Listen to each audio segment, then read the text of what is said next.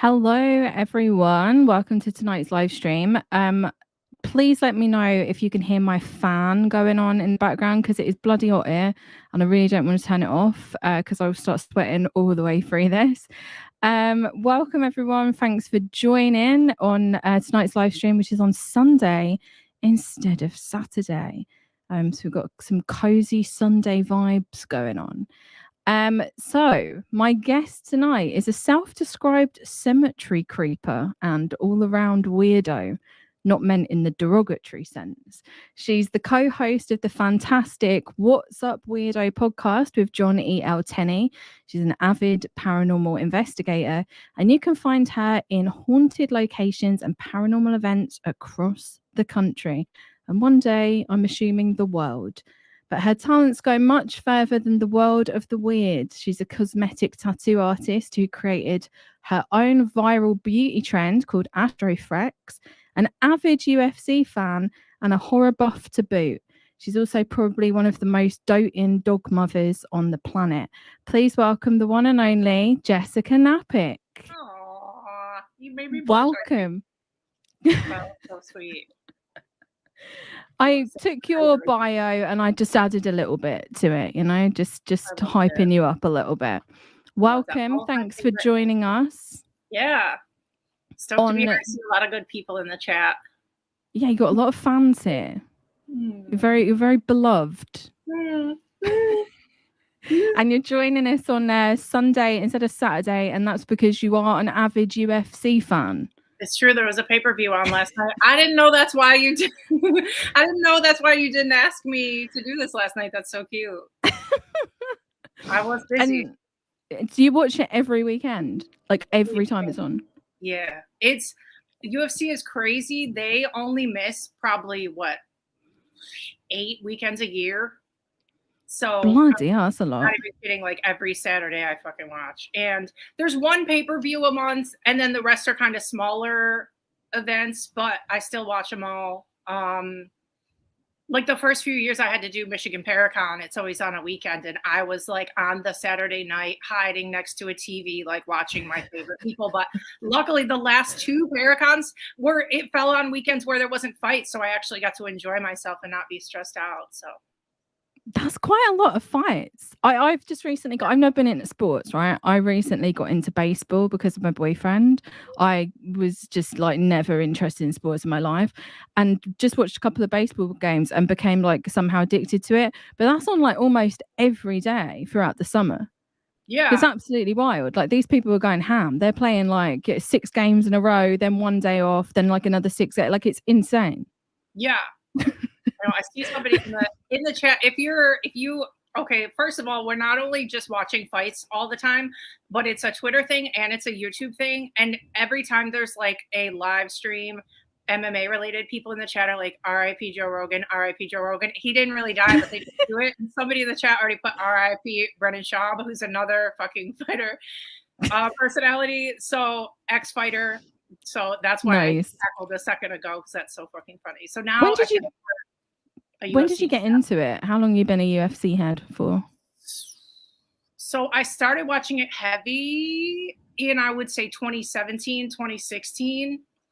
I think I went to my first event at the end of 2017. I've been to a bunch now. I've met a ton of the fighters. R.I.P. Joe Rogan. I have like stories about shit that I can't even talk about on here, but I know a lot of fighters. I know a lot of reporters. I know a lot of the people close to the UFC. I'm obsessed. I wish Vegas was closer. I wish I wasn't afraid of airplanes. I wish I was scared of planes too. But yeah. How long does it take to drive to Vegas? 29 hours. Bloody hell. I know. And how many games have you been to in real life? Probably it's crazy because when I first started going, even the most expensive tickets, I mean, it's nasty. Saying it out loud sounds terrible, but I think the most I ever paid for a ticket on the floor, this was at like Madison Square Garden. I think it was $1,300, and that's like the normal price, right?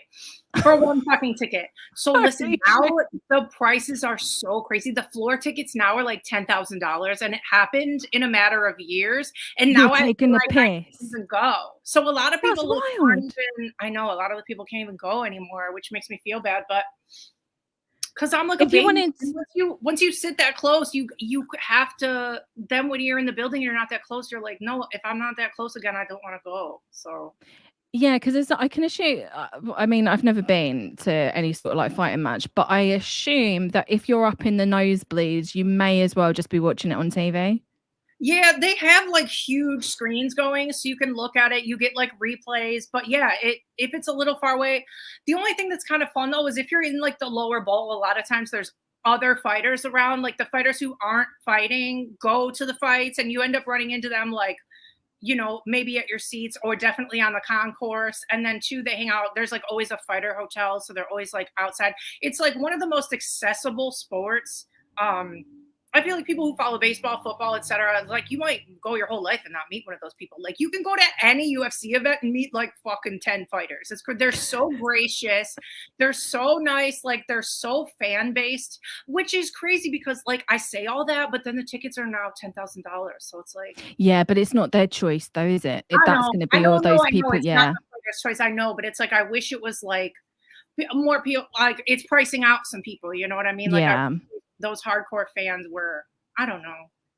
If it was up to them, they'd probably. This is like deep. I don't know why we're talking about this, but that too, it's interesting. In Vegas and New York too, the tickets are really, really expensive because those are like the fight capitals. When you catch a card in like Kansas or Ohio or whatever, the tickets are way less. And like they do fights in Toronto, Vancouver. I feel like the tickets are cheaper. So some of those smaller cards are cheaper, but the big cards have gotten crazy expensive. But I'm obsessed. I watched it all last night, and then I watched post-fight coverage till fucking 4:30 in the morning. What is wrong with me, bro? What time does the game finish? How long does the post coverage go on for? It starts at 6, goes till about 1. Then the official UFC presser goes till like fucking 2:30, and then the like reporter channels go till like 3:34, 4:30. I kind of love it though. Like, what is that world like, especially like for a woman fan? Because it's very male dominated. Yeah, online it's a disaster. I've had people. I said, you know how it is getting attacked on Twitter, right? I've said stuff about certain fighters before who are disgusting. I'll have their fans go on my other social pages. I've had people badly review our podcast because I said something about a fighter. And they went to Apple Podcasts and fucking slammed our podcast. I'm like, you're a psycho. That fighter doesn't know you. You're weird. Oh my Lord. And then when you go to the events, yeah, it's very much like fucking 3% women there and all dudes. It's like there's no girls there. But there's Totski. But that's another like good thing though, as far as meeting people, because you can tell the fighters are like, oh, I just took pictures with 100 fucking dudes. Like, I'll take a picture with a girl now. Like, it must be I don't know, but it's fun. It's like a circus. Like, you just go. It's like I don't know. Every fight card is like a convention. Like, you go, and then you get to know people on Twitter. Like, we tweet together every weekend. So I've met people at fights that like I met on Twitter, and we all hang out and drink, and it's so cute. It's like it's weird. It's like a family. I love it. So that sounds nice. Is it because I've never been into MMA or any of that kind of stuff, like but when I was younger I was really, really, really into wrestling. Like the golden years of wrestling, we're talking like Undertaker, Triple H, Shawn Michaels, like all of the OGs. What was their name? China. What was the other one? What was the name of the Stephanie McMahon? Yeah, Trish Stratus. Yeah, she came back. So I was obsessed with those, and that atmosphere always seemed to be very much like, I don't know, I would have absolutely loved to have gone and seen that live, because like loads of people with like the signs and like loads of people going absolutely wild. Is UFC kind of like that? I would say yeah, and I think there's a lot of overlap too. Like a lot of people tweet about both. I don't watch Wrestling. I would go. I've never been to one. I would go, but I did watch like the entire time it was on that Total Divas show. So I know a lot of the newer wrestlers and like was fans of like the Bellas and them. And so I wanted to go. And like John Cena was on there and he was fucking crazy.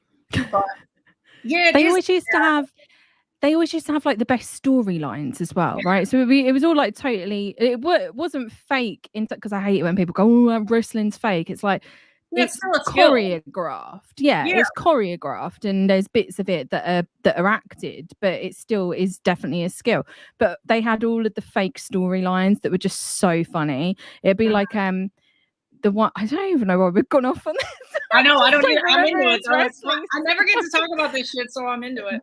But there was it like Vince McMahon's wife, and there was a storyline of how she was disabled and she came out into the ring in a wheelchair, and then it just then she like stood up and the crowd went absolutely wild, and they realized that she wasn't actually just, it's all the stupid things like that. And it's like when was it like Undertaker that buried someone alive, or they did like some sort of like coffin burning thing.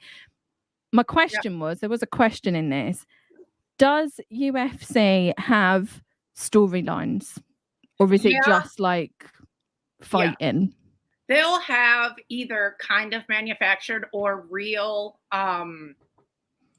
what's the word I'm looking for? Like bad blood between people. Right. So, and there's like a lot of camps that train together. So it's like if this guy beats this guy and then they train at the same gym and then that person comes around and it's like they hate them because they beat their friend, stuff like that. There's also like our announcers are so thorough and they'll say crazy shit about the fighters on the broadcast that I bet the fighters don't even want them to say. There was one night where like one of the announcers were like, this person, I swear this person, I think he said something like, this person has been in trouble for back child support or something. And I was like, why the fuck did he just say that? Like, they just air you out. I have no idea. So that's the other thing is like, they're all very open. They all do so many interviews. There's one of the most popular MMA shows is on every single Monday and Wednesday. And I watch that too.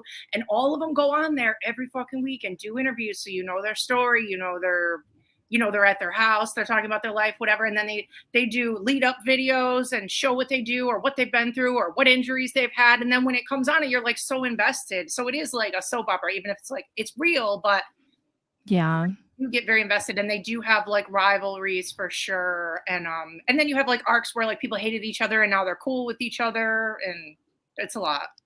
You get a lot of that in like boxing before like a really big match. There'll be all those like there was one famous one. It was like a fight between like Chris Eubank and someone else. I only know it because they brought in this guy who was a cult leader called Tony Quinn.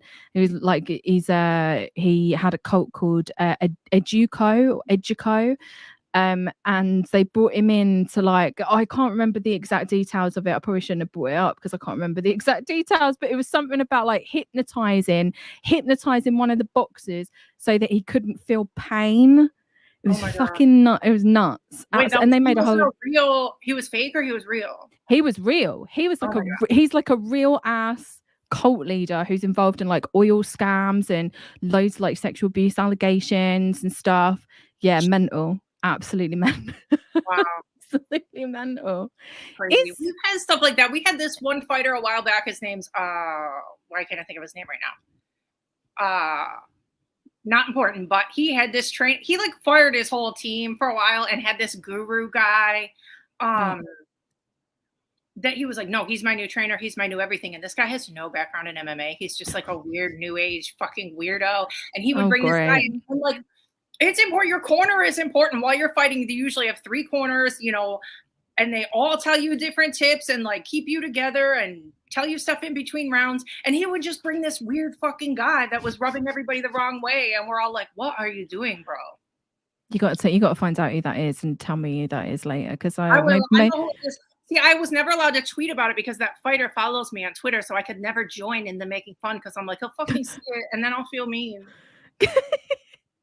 Maybe there's a video in here somewhere about like weird new age intersection between new age and boxing and MMA. Yeah, we need to do a documentary for sure. No, that's how I got into doing like the crystal breakdowns on Twitter for a long time because quite a few of the fighters were into crystals, and I had like Toadski.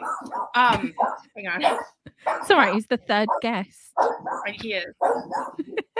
We're at like peak people walking past the window hours over here. Nice. Hey, come here. Hey, mom's busy. But anyway, I've had like real UFC fighters DM me on Twitter and ask me what fucking crystals they should take to their fight. Wait, what's this? What were you doing? Like, what was it called? Crystal what on Twitter? It was called Crystal Keys to Victory, and I would do a fight breakdown every week of like what crystals I thought fighters should use. It was like mostly a joke, but I would do but I would do so much research. Like my tips were actually literally, thank you, Diego Sanchez and Joshua Fabia. Yes, thank you.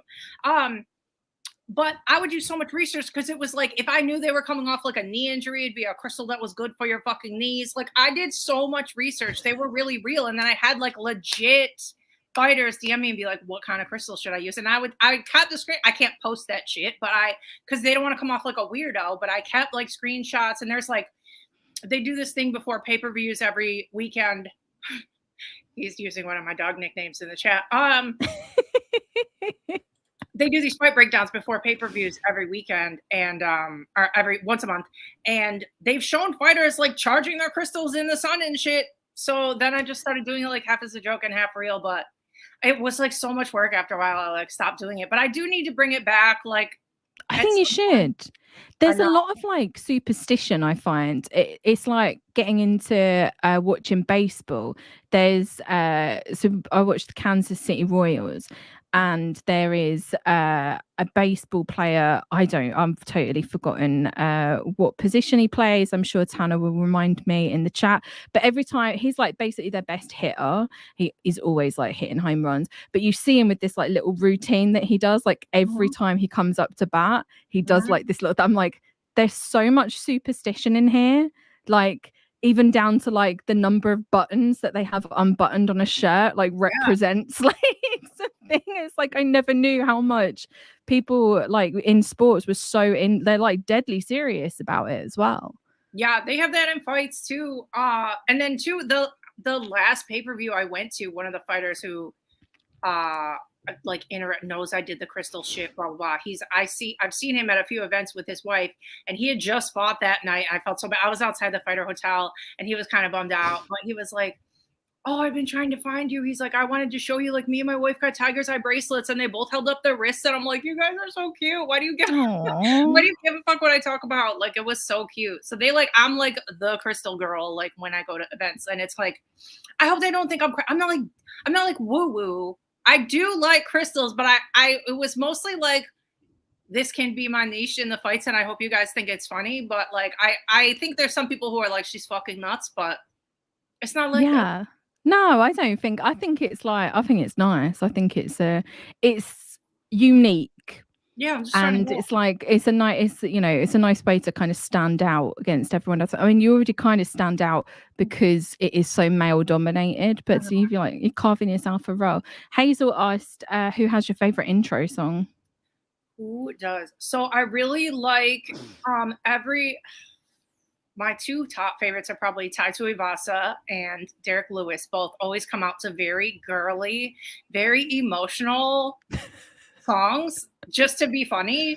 It can be like Whitney Houston, like whatever, nice. Lots of silly songs. I think a lot of people hate it, but I love when like there's a couple like UK fighters that come out to Sweet Caroline. I don't know why people over there have adopted that song, but apart from England. Yeah.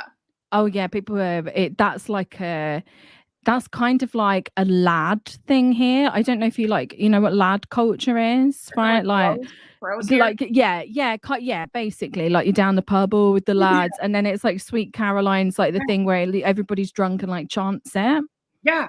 Very, very much lad culture. Yeah, I've been in 2 fights in person. I like Darren Till is the one who uses it the most, and I've been at his fights when it played live, and it's just like, I love it. It's so cheesy, but I love it. There's certain walkout songs that I get really excited. Wait, where else?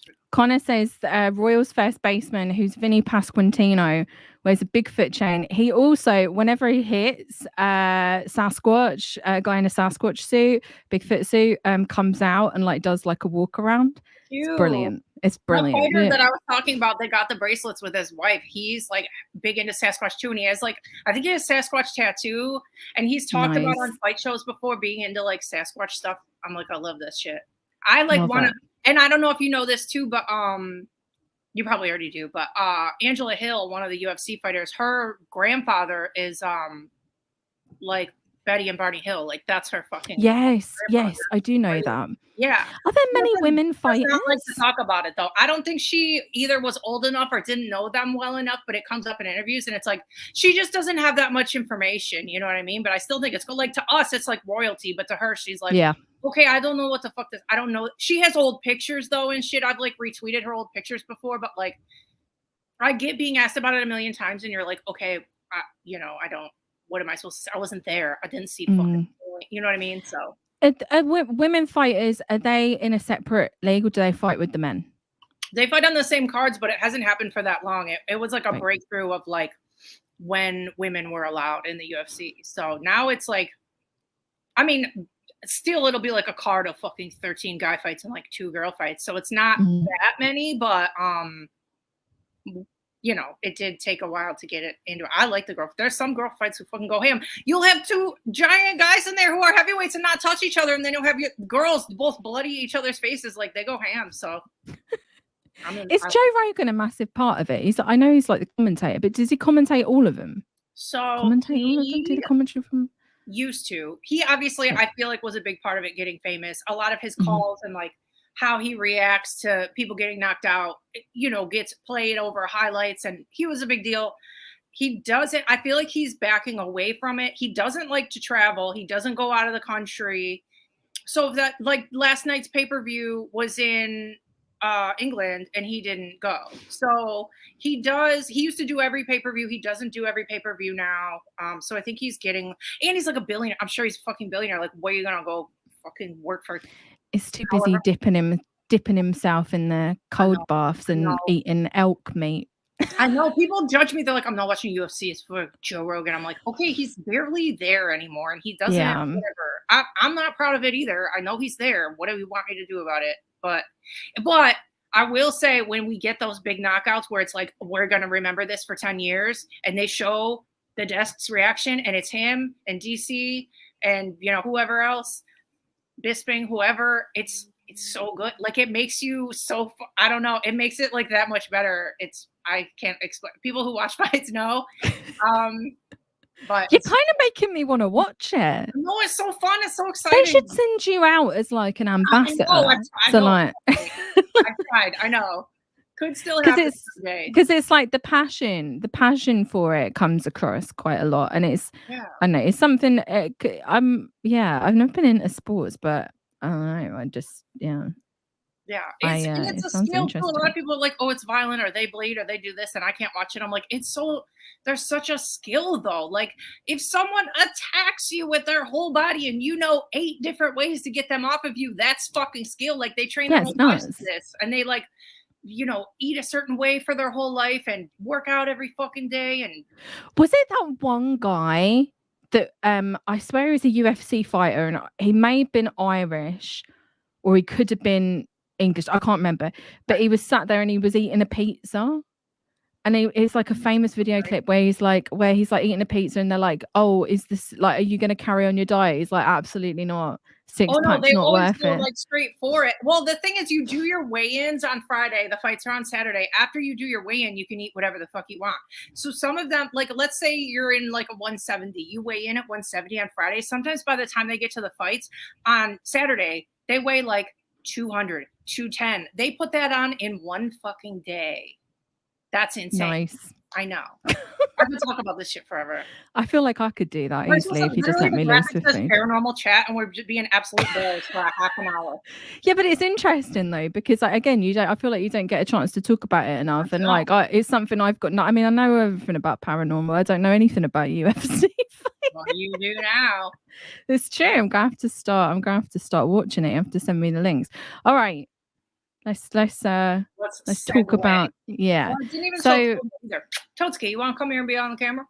Yeah, you can be on the camera. Come here, sweet love. Come here. Oh, he thinks he's in trouble. Come here. You're not in trouble. Come here. Can you come here? Can Mama see you real fast? Come here. Okay, it's not coming. He'll come over here. It'll come at some Gross. point. Like you didn't do anything wrong. Baby, can you come here? Okay, he's So coming. I guess we'll start by saying start by asking the question that I ask every single person. Uh-huh. What drew you to these kind of fringe paranormal kind of topics? What was like the entry point? So I used to see ghosts in my childhood house. Really? Yeah, there was quite a few instances growing up where weird shit happened. And obviously, like I would say, like culture-wise, it was like X-Files, Unsolved Mysteries, The classics. the classics. But at home-wise, like I saw a cowboy in my room when I was little. And then there was a couple different like crazy Ouija board situations. There was one in particular, I don't even remember what friend I was with, but we were doing the Ouija board in my room. And I had a dog at the time who would come to a very specific whistle. It was like, and no matter where he was in the house, I don't care how tiny I did the whistle, he would come, right? So we're doing the Ouija board in my room. My mom's at work. Like she would leave me home a lot because she waited tables and she was like, whatever. I just lived with my mom. And so I was home with a friend and we were doing the Ouija board and we got freaked out. It got to a point where like whatever it was saying was like, okay, now we're scared. And the dog wasn't in the room. And I was like, I did the whistle, didn't come. Did the whistle, didn't come. And I'm like, what the fuck? He always comes to that. Where the fuck is he? So we like grip hands. We like, link arms, go down the hallway, go through the kitchen, go to the basement door. And the dog is fucking locked in the basement. And we're the only ones home. So I open the door. The dog comes tearing out of the basement. Like it's never been so scared in its life. Comes into my room. We slam the door and we go back to the board and we go, did something lock the dog away from us to keep him from protecting us from whatever the fuck is going on right now? And the board went to yes. And I go, fuck this shit. We're done. We like quit right there. I'm like, that was so fucked up. We're done. I don't blame you. My God. I know that happened in the house. There was like weird, like phantom smells all the time. Like my mom's bedroom blinds would go up a lot. Cabinets would open. Her TV would go on and off. Like we used to go antiquing a lot and buy like weird little shit all the time. And then also we had this lady who died across the way, and she gave us like before she passed, she gave us like this big cabinet thing. And I feel like something came with that. But like we would get weird little shit at the stores all the time, and then just like haunt the shit out of the house on accident. But yeah, there was other times I saw shadow figures in that house. Yeah, it was crazy. There was like a weird alien thing that I swear I still think it was like an alien thing that happened in that house because I was sleeping. Something fucking happened outside. I don't know what happened. My entire room was shaking. I remember I had this lamp on the dresser. It was rattling. I'm like, the lamp is going to fall off the dresser. What the fuck is happening? I got up to look out the window. I couldn't really see any. I thought we were having a fucking tornado. I go back to bed. Oh, Next time I woke up, I told in the morning I went to my mom and dad, or my mom, and I was like, "Did we have a fucking tornado last night, or an earthquake, or what the fuck happened?" And she's like, "Nothing happened." So I don't know why I'm the only person who experienced my entire room shaking. I don't know what that was, but that house was weird. That street was weird. One of the other times on the Ouija board, like somebody got killed. It wasn't a crazy bad neighborhood, but it's not great, but somebody got fucking killed down the street and stuffed in a garbage can. And one of the times on the Ouija board, we were talking to somebody and it was like, so allegedly the board, like it said we were talking to the person that got killed down the street. And I'm like, what the fuck is going on? Wait, so somebody, I know that was a lot. Sorry. No, that is. I'm like, where do we start? Wait, so but maybe let's go back to the cowboy. Who was the cowboy? I don't know who that. Listen, me and Tenney have. When you say you saw it, like if I'm trying to conceptualize what your experience would have been, so how would you describe it? I don't know if people can relate, but sometimes when you see like a full body apparition, it starts to disappear kind of while you're still looking at it. So what happened was I remember I had the way my bedroom was I had the room, the door into the room, and then the closet door backed up to each other. So you could like smash the doors together. It was like a corner. So where the corner met, where the two doors were, I saw I don't know what made me turn around, but I saw when I turned around or when I looked over there, I started from the floor and I saw like boots and fucking cowboy outfit. And then by the time I got to the top, it was like gone. I don't know what their fucking head looked like. Kind of bad neighborhood, but not that bad. But somebody got killed in a garbage can. Anyway, so I don't know what they looked like, but listen, so me and Tenney, the more we talk, this is crazy because I didn't even put it together, but I forget where we were, what we were talking about. It might have been on another live. I don't remember. I have a bad memory for some things, but my dad was like very into Westerns when I was growing up. Well, John Wayne was his favorite. The dog that I talked about before was named after a John Wayne movie. Our other dog was named after a John Wayne movie. And the entire living room was done up in, we live in fucking Michigan. Why? The entire living room was done up in Southwestern shit. I mean, like, I live in England and I would do something like that. Right. So there's cactuses. We had a lamp that was a fucking cactus. There was like, oh, the whole living room was Southwest, right? All the fabric on the couches was Southwest. So then Tenney, what was this fucking story? Tenney tells this story where, I don't remember how it goes, but there's something about like how somebody moved into their house and they don't know why, but they like did a whole room in nautical shit. And then they found out about a ghost and it's like the ghost made you, somehow influenced you into making the place how they wanted it. So when I heard that story and we put it together with my cowboy, I'm like, the cowboy ghost made us make the whole fucking living room Southwestern and we didn't even know why we were doing it. It's just such a funny story of like a cowboy ghost as an interior designer. I know. He's like, no, you don't. That's happened to me too because I'm so into 70s decor and I don't know why my whole house is done in 70s. And then this is going all different directions. But if you know from listening to the podcast, somebody told me before that I am the reincarnated victim of one of Ted Bundy's victims. And it's Hang on a minute. I've read about her before. She was into 70s shit. I'm like, what if she makes me my whole life do 70s shit? Hang on a minute. Who told you that? A psychic literally wrote to me out of nowhere and said, I don't know if you know this, but you are the reincarnated victim of one of his victims. And her name is Brenda Carroll Ball. And she looked kind of, she had like all of his victims had like dark long hair. She was really into music. She traveled all the time. She was a really free spirit, and a lot of people didn't know she was missing for a long time because she would always just take off and go on fucking road trips. So they just thought she was gone again. So they didn't know she was missing. And I'm like, well, this tracks. That's like all I ever do. So how did you? Did she send you a letter or like how did she reach out to you? It was a very long DM. It's I don't know. All of it tracks for me. Obviously, I have no way to prove that. But like when I read about her, I'm like, she sounds like me.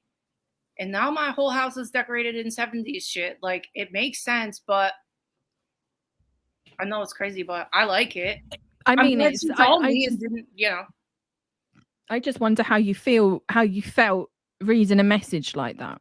How does that like? Because that'd be a lot to unpack in a message.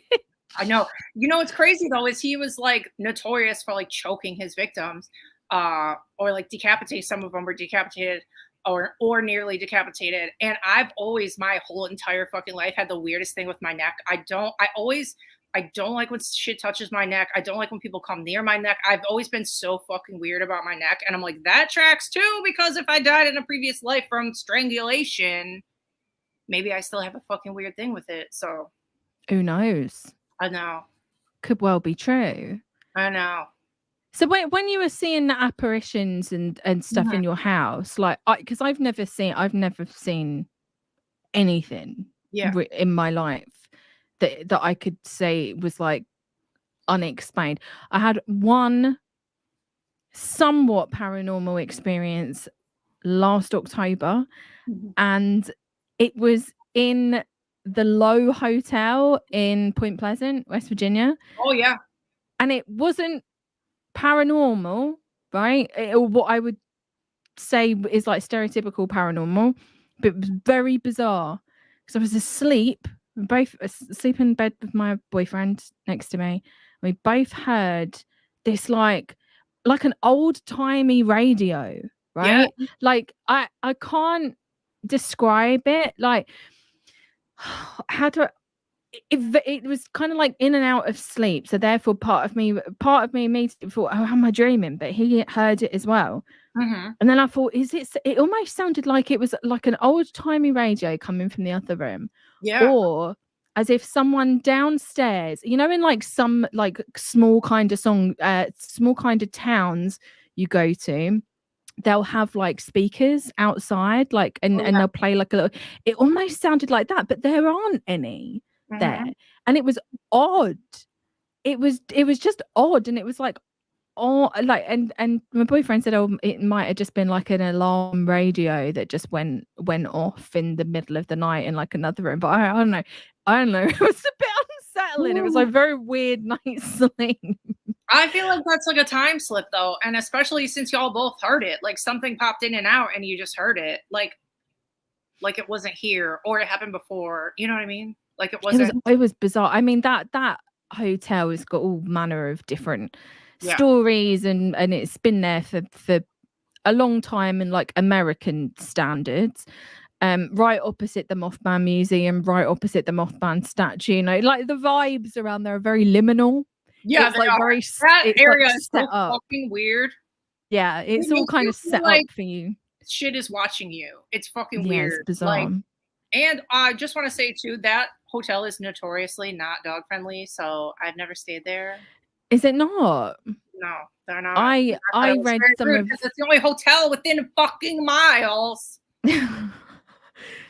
See, Tana says it lasted so long though. It was definitely an alarm radio. It wasn't transient enough for my days. I don't know. I still think there was something weird about it. It was a bit odd, and it's a bit like that's a comment in saying they let me in when it was a dog friendly. What the fuck? Wait. Oh, I get it. That's. I'm like, where you going, your dog? I have brain damage. It's fine. It's a weird kind of town, though, as well. Well, not weird, but it's like it's very like small town America, and like for me, that's a bit like novel because it's very different from like life here. Well, but, that's like backwoods. Like that's not even like normal. That's different. Not every place in America is like Point Pleasant. Let's put that out there. It's definitely got a very like small towny vibe. And we did that. We did the road past the, what's it called? That's on the side where the sightings were of Mothman on that dirt road. TNT site thing. Yes, TNT site. We drove past there in the dark. I got a bit freaked out. Long, bumpy road. I kept thinking something was going to jump out at me. That's just because I'm terrified of everything. But you know what I thought it felt like there? Like if you've seen like the the remake of House of Wax with like Paris Hilton in it, and they go through the town, there's fucking fake people in the windows. That's exactly what it feels like. I'm like, all of these buildings, nobody's real in here. There is actually a fake person as well by the Mothman statue. There's like a man in black looking out of the that whole fucking area feels like that. It's so bizarre. It is a bit because it's very quiet there as well. Like if you don't go for Mothman Festival is when it's like really popping. But if you just go like on a random, like we went there on Halloween, so we were there like October 31st, and I thought there'd be loads of people there because it's like it's Point Pleasant. But there weren't that many people there at all.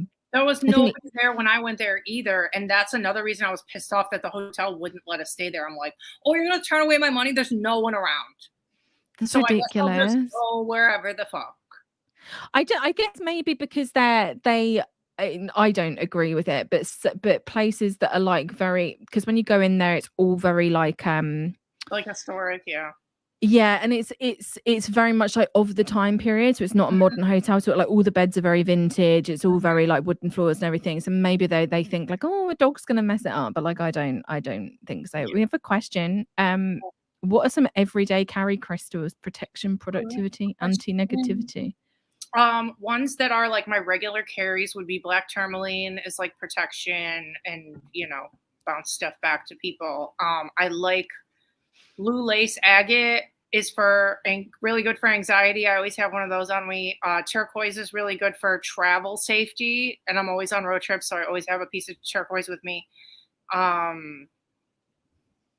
Tiger's eye is another like all-encompassing good one for like everything: luck drawing, protection, money drawing. I like what else? Amethyst and like rose quartz are like all-encompassing good guys too. Selenite I always have with me is like clearing good vibes. I think those are like my go-tos. Like I always have a pouch in my purse, and I have a bunch in my house and next to my bed.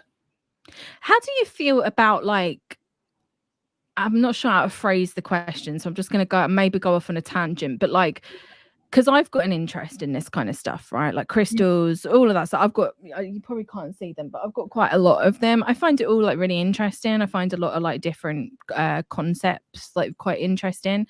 But I'm also like ultra aware of like how terrible the new age community is. Yeah. And like, and how like icky things are. Like, what's the question I'm trying to ask? Like being interested in it, but without like the very problematic parts of it. Like, how do you balance that? Yeah, like the where it skews QAnon and people are like, oh, block the fucking whatever it is, 4D, whatever the fuck they say. I don't know. Or like kind of saying like modern medicine doesn't work. Here's a bunch of crystals that can heal you instead. Like that kind of deal. Yeah, I don't do that. It's the same with like witchcraft too, is I think in general, it's not right to ask for impossible things. So your crystal's not going to do, I don't know. I feel like they help, but they're not guaranteed. And the same with like witchery. As a rule, I don't like to ask about medical stuff. I do it, but I'm not under the impression that it's 100% going to work. I think it might help, but you can't put like unreasonable expectations on like, I don't know, like on stuff you're trying to manifest, because then you'll just be disappointed. Like, I don't know. Sometimes it can help, sometimes it can't. Like my last dog that I had for a long time, when he passed, I got a bunch of different crystals, and I do think they probably helped, but it was like, was I doing a bunch of witchcraft that thought they were going to cure him from fucking, like, he's going to die. You know what I mean? You have to have like a realistic sense of like what you're asking for, if that makes sense. I don't even know if that answers your question, but it can it does. But and also it can get into like when a lot of people are talking about like law of attraction, right, and all of that stuff, it can get like really victim blamey as well, because it can be like, well, you're only this because you're so bloody negative, like, yeah. And it's like you know, all the manifesting in the world, like I and I've said this in some of her videos as well, like I think that positive thinking like generally is generally helpful, in the sense of like, if you can find a way to just in like a mental health thing, like it's more kind of like a resilience thing, like if you can like emotionally regulate yourself through hard times, it doesn't mean like you have to be like positive all the time. If you can find a way to kind of you know, get through struggles, like that's a good thing, and there is nothing wrong with being a positive person. But there is a line that a lot of people seem to cross, where it then veers over into like, well, you would have more money if you were just thinking more positively, or you were trying, you know, you're not manifesting it hard enough. And it's like, no, with all the will in the world, like sitting and manifesting and, you know, doing whatever cannot change your material conditions. Like it could potentially change your mindset to make you more motivated to go and do something, which may change your circumstances, but you're still like beholden on, you know, that like the material world that you live in, you know. Like you can't, like, what am I trying to say? Like you can't manifest, like if we were sat there trying to manifest an increase in like the minimum wage, right? Like it's not gonna, it's like there are certain things you cannot change. And you know, you can't like manifest like universal healthcare for everybody. I wish we could. Yeah, it's like that when it crosses over into that, it becomes very like very capitalist, and Yeah, it gets really like victim blamey, because it's like it kind of goes like you're responsible for your yeah. circumstances. And also like people that take money for that. People come to Yeah. that to people for that think they're gonna fix everything up, and then they're like, "Oh yeah, it's gonna work." Then it doesn't. It's like that is shady as fuck too. Yeah, absolutely. Oh, there's a whole like scene of like new age scam artists that Mm-hmm. are like, if you give me like $500 and do a couple of sessions with me, and I'll become your life coach and I can help you with X, Y, and Z thing. It's like, fuck it. And it's like, they're literally like pyramid schemes. Because the only people, I've been like doing a bit of research on this, because it seems to me like the only people outside, like a few people will kind of get sucked in by it, but it's really like insular, because it's all these coaches like buying each other's course and Mm-hmm. then giving each other testimonials. Yeah. And it's just like a big kind of like circle jerk. It's Yep. wild. Yep. It's No. absolutely nuts. But I guess there's like, it, and this is what I've tried to like balance over the years. It's like having an interest in it, but also not being scared to like call out the really problematic aspects. Yeah. That I think there's like a lot of people that want to like shove it, all the bad stuff under the rug and pretend like it doesn't exist. Yeah. I think too, I mean, for the most part, a thing that was like comforting for me, or like a thing that I like, is like there's very, very like woo woo metaphysical conventions and, little fairs. But I think for the most part, I mean, whatever, at least the ones I involve myself in, a lot of the paranormal conventions and events that we do, all the like the metaphysical type people that are there are like so chill. They're like on our side of shit. They're like not promising anything crazy. They're not like, oh, let this protect you from fucking whatever Yeah. radiation, whatever, um, whatever they do. Like our 5G. people, yeah, exactly. Yeah, our people are chill. Um, and then I know you know this too, like the UFO, it goes into the UFO shit too. You know the conventions that look like they're on the level and the ones that aren't. And it, like hopefully like we obviously make it a point to like align ourselves with like ones that aren't like there's a bunch of wackadoos there. Like no, like we'll turn down a paycheck. Like we're not gonna we're no.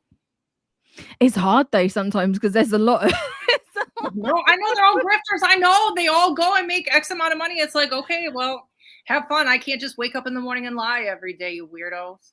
Yeah, it's odd. And I do wonder like how people sleep at night, but they I know. probably sleep on a bed of cash. Yeah. So Well, yeah, same with maybe that those paranormal people too who have shows, and it's like, oh, you see a ghost every time. You get uh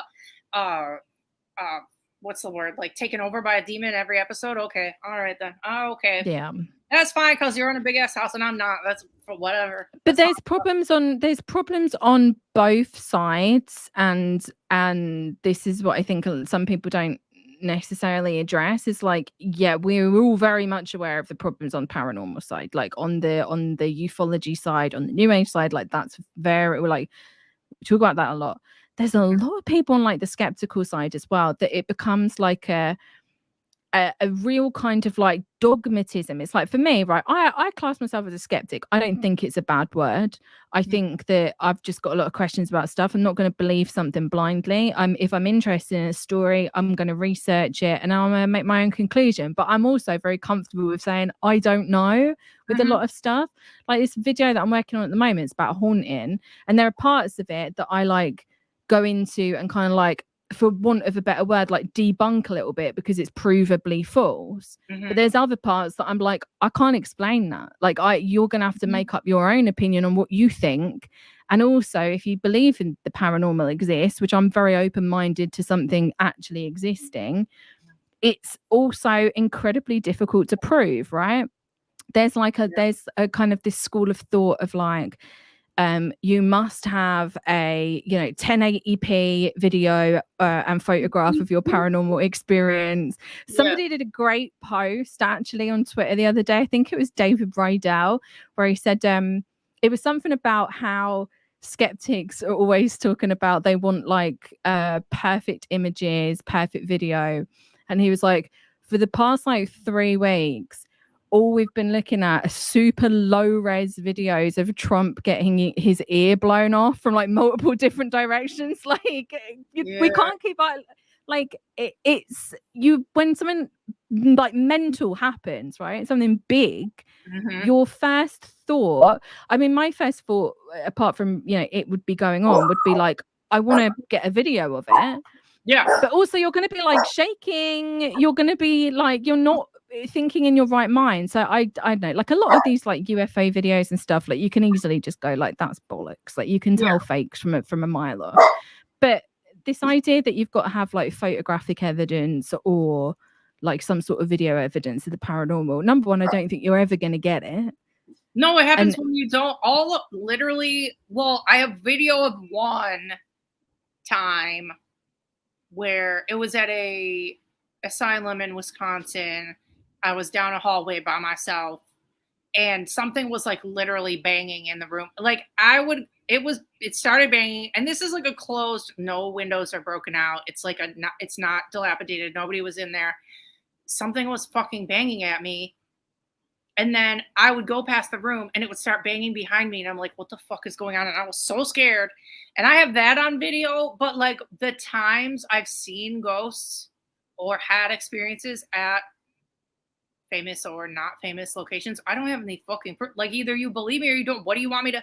It happens out of nowhere. So why would I have my camera? I don't know. Unless you have shit set up everywhere. And then even if you do, nobody believes you because they weren't there. So yeah, exactly. And again, like it's personal, subjective. And I think like if you're not trying to sell something to someone, if you're not trying to hurt anyone in any way, then what's the big deal? Like I feel like it's sometimes one thing that the kind of debunker community, it lacks and I've spoken about this with a lot of people who are going to be in the chat, but it lacks a sense of childlike wonder, like just let people believe in something. If it's not hurting anyone, if there's something harmful there, then of course, like then we can get into a large discussion of X, Y, and Z thing. But if somebody like with the crystals, right? I have them. I like looking at them. I think they look nice. I don't necessarily have a belief that they're going to do anything for me, but if somebody does, and it's not to like a kind of pathological level of like I will not actually seek any form of healthcare because of it, I don't see what the issue is.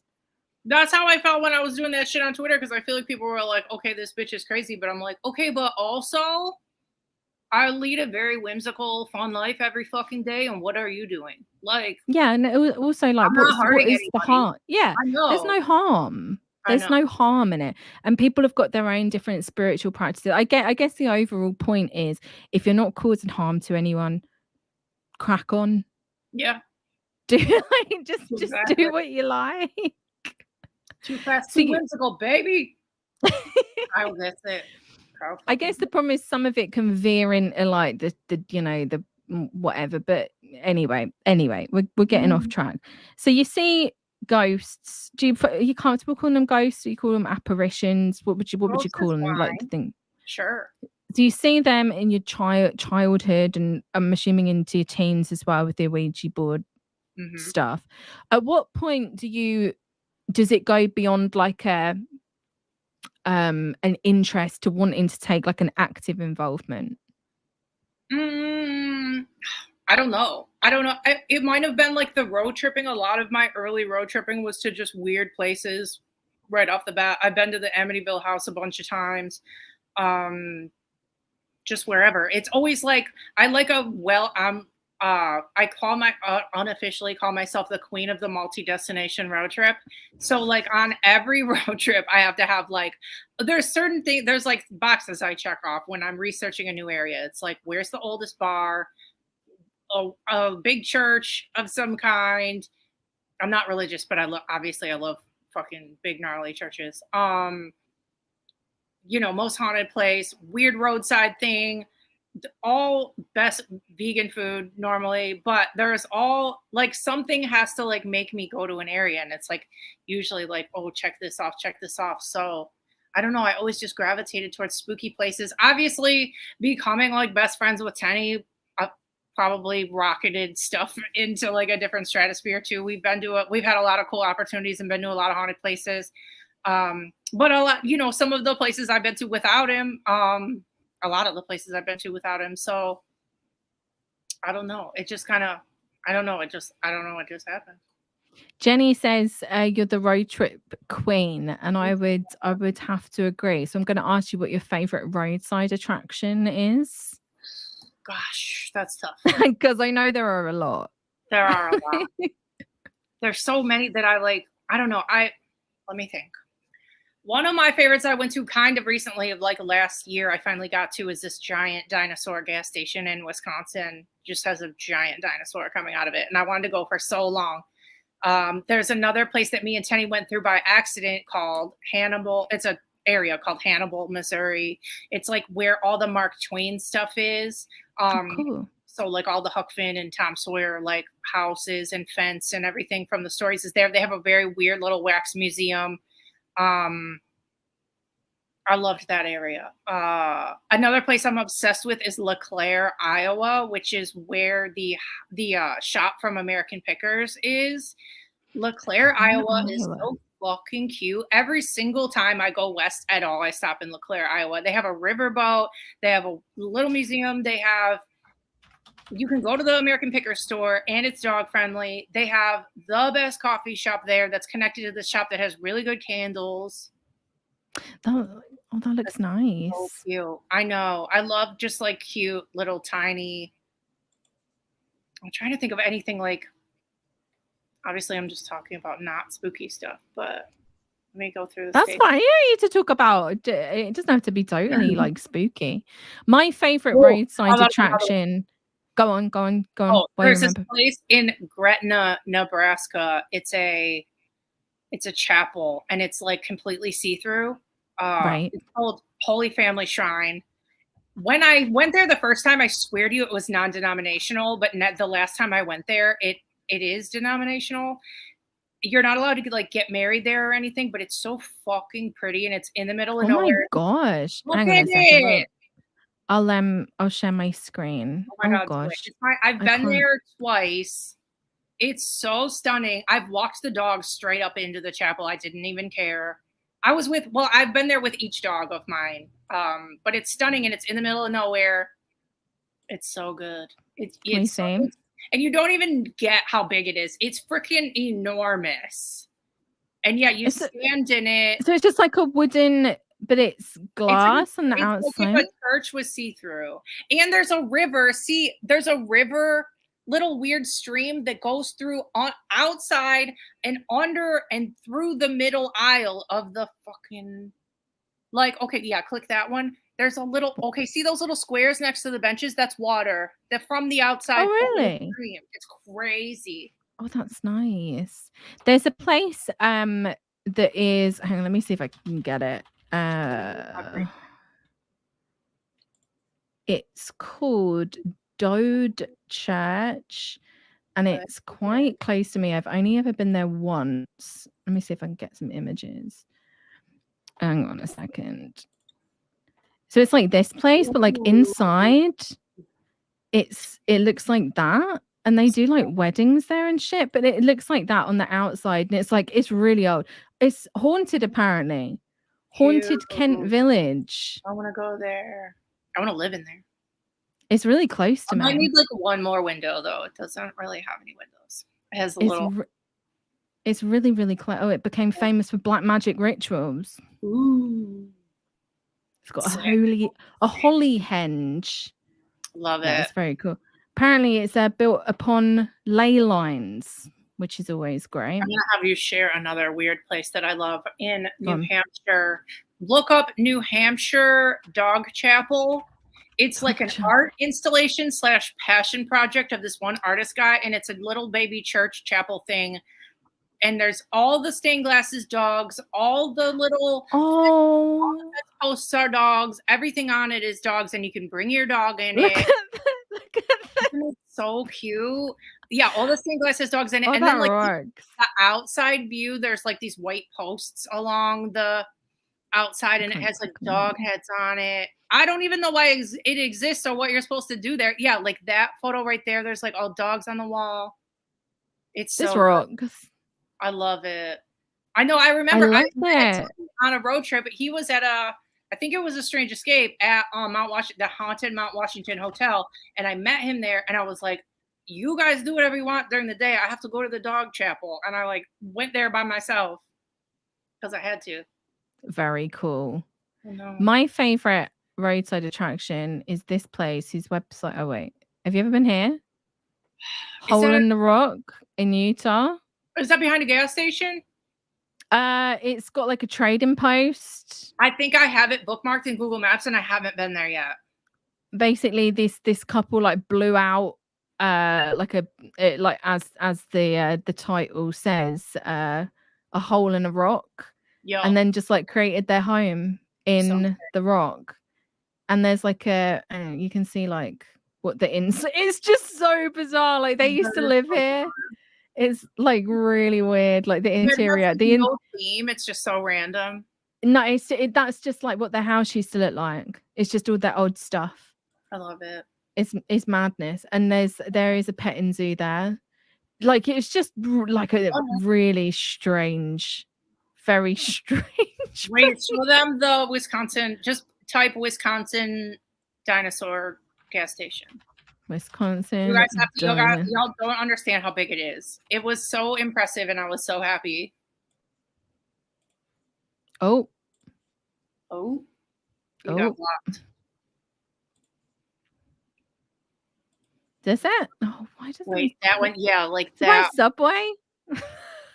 It's coming out of it's coming out of a gas station. It's my favorite thing. Oh wow! Like everywhere in the world should be like that. Why isn't everywhere? Yeah, I love stuff like this. Like I absolutely love a roadside attraction. There's another place. Oh my god, what's it called?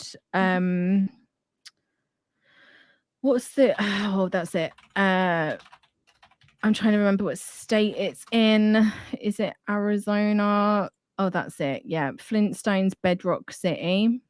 Oh my god. Have you ever? I have not been, but I have a feeling I'm gonna want to. Hang on, let me get it up before I share the screen. It's like made for photo ops. Oh, he made it. What are you doing, little ham bone? Everybody wants to see you, ham bone. Everybody wants to see you, ham bone.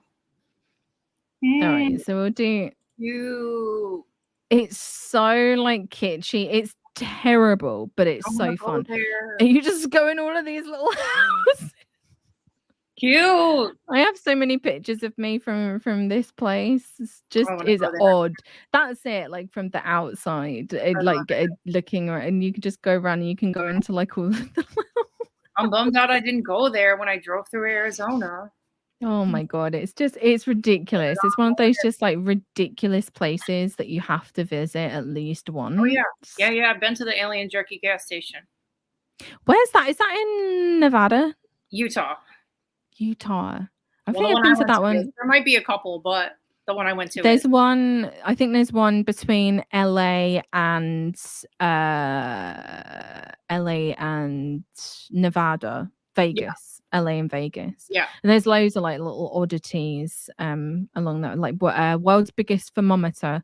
I'm quite looking forward to the possibility of seeing the world's largest ball of twine. Mm-hmm. That's something that interests me a lot. I love because I used to play this game right when I was younger called Sam and Max Hit the Road.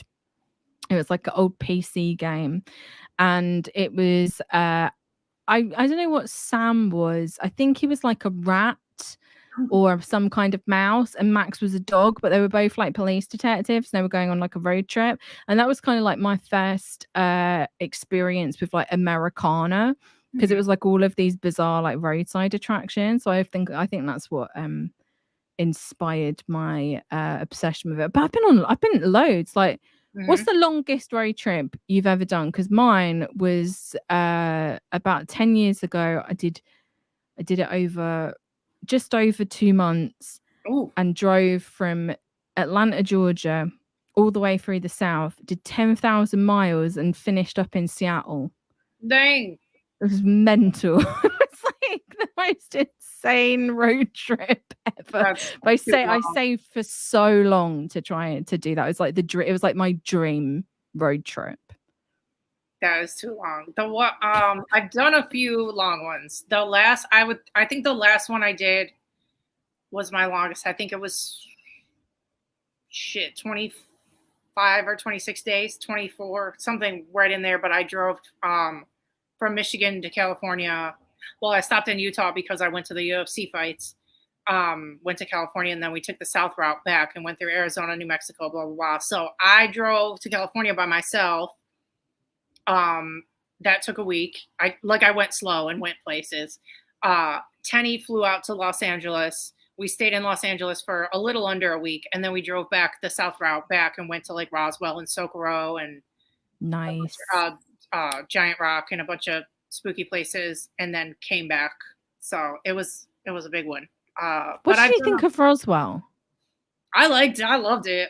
I loved it. That's another one of those like bizarre places. I went to a Walmart in Roswell, and I've got to say that was a bloody liminal experience. I can't tell you why. It's just odd vibes, really. Listen, this last road trip I did when we emceed the Penhurst Paracon, and then I went to Massachusetts after. That's where I went to the Conjuring House again. Went to Lizzie Borden's. Stayed on Cape Cod. But anyway, when we were in Fall River, I went to the Walmart because I needed a Roku because I was trying to watch shit at our fucking Airbnb. And that, I don't even know what was going on. Like, the Fall River Walmart is so fucking weird. Everybody here is weird. I think you get that in like random towns that have that like mega Walmart. You just go and you're like, yes. The vibes are bizarre here. I'm like, what is everybody doing here? There was people in the parking lot. I'm like, oh, all y'all have to do in Fall River is go to Walmart. Maybe that's their third space. It was. It was fucking crazy. Good Lord. Yeah, I agree, Connor. Walmart in general, just liminal spaces, especially like they're so big. I went to one like about a month ago, just outside of Pittsburgh, and fucking huge. Yeah. Like insane. Yeah, you need all the things. Shops shouldn't be that big though. I know. Well, what if you need like a TV and like a radish or at the same time? I don't fucking know. Or a gun or a yeah, literally. That's literally insane. What do you think the best state is in the US for like spooky, weird things? You know what's crazy is Wisconsin has so much shit. I feel like Wisconsin is heavy with weird shit. Ohio has a lot of weird shit. Pennsylvania has a lot of weird shit. Massachusetts has a lot of weird shit. What's the weird stuff in Pennsylvania? Because I need to explore a little more. They have one of my scariest places I've ever been in my life that made my knees fucking shake is Evans City Cemetery, which is where they filmed the original Night of the Living Dead. Oh, I'm going to be going there soon. It's so fucking scary. So they have that. They have Monroeville Mall. They have Penhurst Asylum. Monroeville Mall is great. They've got the George Romero like bust statue there. And did you go in the museum? Mm-mm. Oh my god, the museum's so good. They have so much stuff in there from Romero movies. It's so good. They have Gettysburg is there too. There's this weird place I wanted to go when we were at Penhurst, but I didn't get to go. But there's this weird place that I found that's like I don't even know what it is. It's like an indoor junkie museum, but you get on like a fucking train and ride around and then look at all this crate. Oh my god, I'm gonna have to look it up so you can bring it up. This sounds great. I know. I wanted to go because it was like 20 minutes away from Penhurst, and I wanted to go, but it'll have to wait till next time. But it is called. Let me see. I know. Why was the cemetery so? I don't know. There's not that many places that hit me like that. And I was absolutely fucking terrified. Oh, it's interesting. Very scary. I know. Why can't I find this fucking weird? I'm going to be going there soon, like next month in September. So I'll report back on what the vibes were on my visit. I'm get back to you on what this weird place is, but it's outside of Philly. It's like an hour away from Philly. I don't know if you guys know what it's called. Nobody's gonna know what it's fucking called. Is it called Philadelphia Museum Ride? Something like that. Who bloody knows? I swear I fucking bookmarked it on my Google Maps and now I don't see it. Where the hell is it? Oh, wait. Anyone in chat know? Any ideas? I had never heard of it before, so I wouldn't be surprised if nobody's heard of it because I was like, what the hell is that? Connor asks, most haunted state / most haunted place that you've been to? The two places that scared the fucking hell out of me were Evans City Cemetery and Ohio State Reformatory, which is where What's Ohio? They filmed Shawshank Redemption there. It's a haunted prison. I could not breathe there, and I accidentally, I think, brought home a ghost from there. Yeah, see, that's that. There was no hitchhikers at the Evansville Cemetery, were there? No. Okay, that's good. That's good. Another very random place where I literally saw ghosts is a place called Benton Farmhouse in Kentucky. And we did an investigation there. And I saw a lady in a black and white dress do a spin and then disappear. And then later in the night, I was by myself and I had the dog with my other dog with me. And you know how you get the feeling that you're in somebody's fucking way? You just know when you're in somebody's way. So my flashlight kept going out the entire night because stuff soaks your energy. So I'm banging the flashlight on my hand. I felt like somebody was behind me because there was other people on the investigation. And I was like, give me a second. I'm trying to get my light to come back on. I looked behind me and I saw the head and shoulders of 3 people lined up behind me. I'm like, I'm so fucking sorry. Hang on. I banged on my flashlight and turned it behind me. And there was nobody there. They were not real. And I fucking saw people behind me and they weren't real. So after I saw the lady in the dress and then those 3 people that weren't real, I went outside. I was like, nope, I think I'm good now. I think 4 ghosts is fine. I'm going to go outside. But then also earlier in the night, we had been doing EVP sessions in the basement and I had the dog with me. And I was like, I had been down there for a while and I'm like, I don't want him to ruin their evidence. I'm going to get out of there, whatever. And that's when I went upstairs and all that shit happened. And then I went outside and then the people that were down there before were like, you're never going to believe what happened. I'm like, what? They're like, we were between EVP sessions. So they were resetting up whatever. So they're like, we heard an audible growl at the back of the basement and we all turned our flashlights to see if it was your dog and you were already gone. So we don't know what growled. I'm like, well, that's horrifying. Oh, good Lord. I know. That place was nuts. And it's a functioning farm. I was outside before we started our investigation with my dog and they had a baby pig and I was losing my mind. And then I almost and the dog was all around the fence and I was going to reach over the fence. And then this little fucking farm worker guy scoots by on some fucking tractor or something. And he's like, that's an electric fence, And I was like, oh, shit, I almost fucking killed myself to see a baby pig.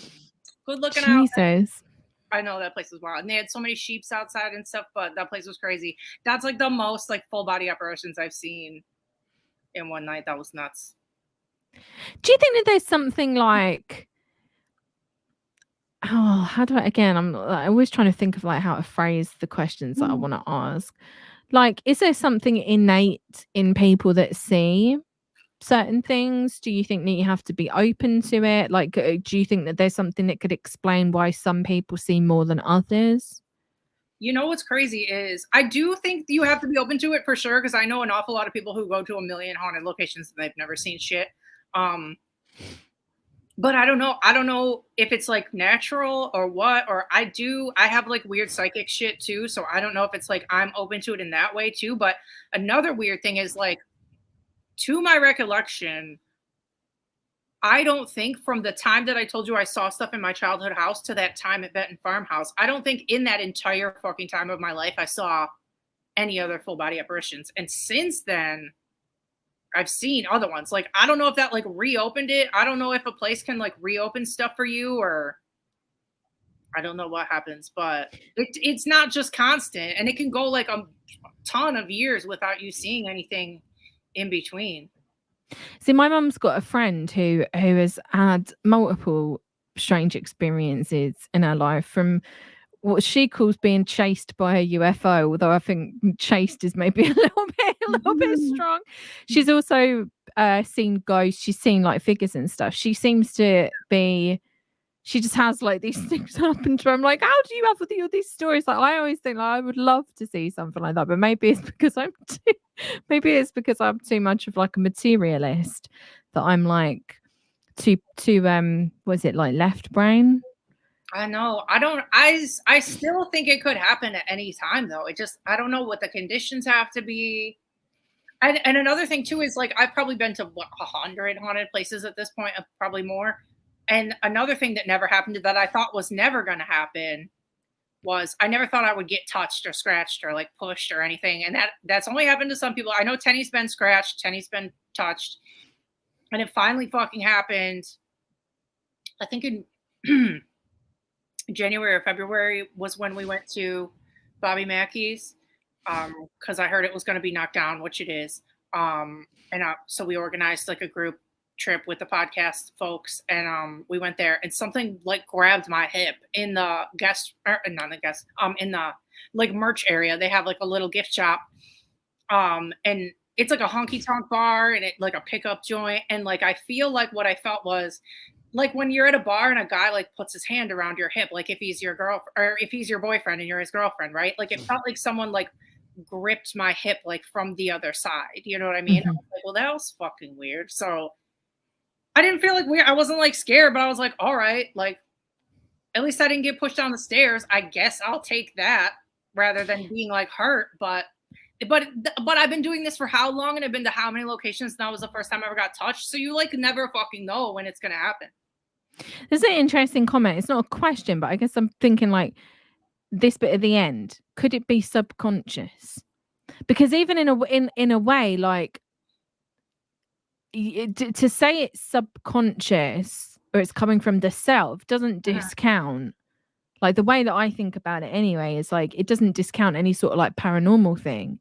It just is like, right, because you know, our fucking brains work in a very very strange way. Like, right, but it's not like you're going around hallucinating fucking all week long. You know what I yeah, mean? Like that's if true. it happened all the time, you'd be like, all right, this is probably coming from within my head. But if it happens, what, 5 times in your entire lifetime, then that's probably fucking weird. Or maybe there's just spots where like it's more apt to flip a switch in your head. I don't know.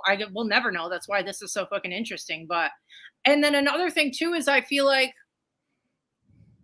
the apparitions that I've seen or the stuff that's happened to me, like I don't have any connection to them. I don't know who they are. I don't know. They're not, it's not like I saw my fucking, like none of them are my relatives. None of them are my friends who have died. It's like just people. So who the fuck was that? You know what I mean? So yeah. I don't know.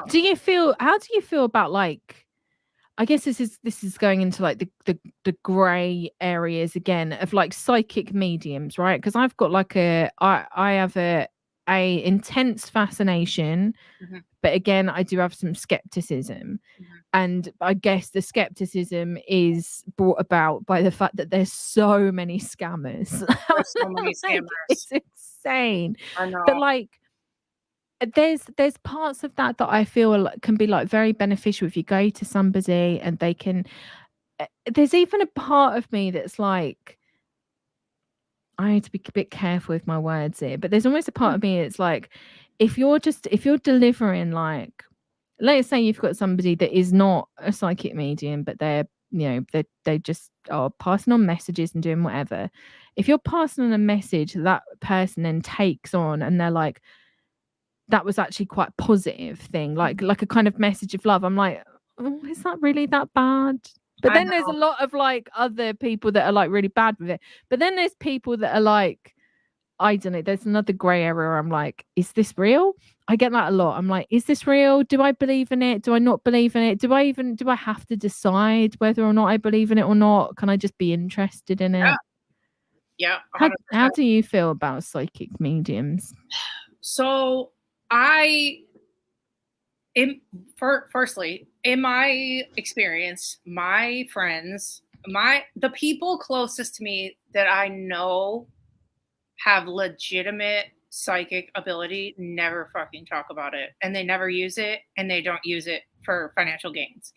So, and the people that I feel like are loud about it are usually not real or could be grifters. I don't know. And I'm sure there's exceptions to that rule, but in my experience, the people that I know are legit as fuck. It's like, they feel almost uncomfortable about talking about it. Like, I have a thing. I know I have a thing. I'm clairaudient.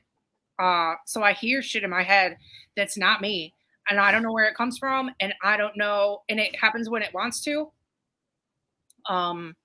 Sometimes it has to do with shit that makes sense. Sometimes it doesn't.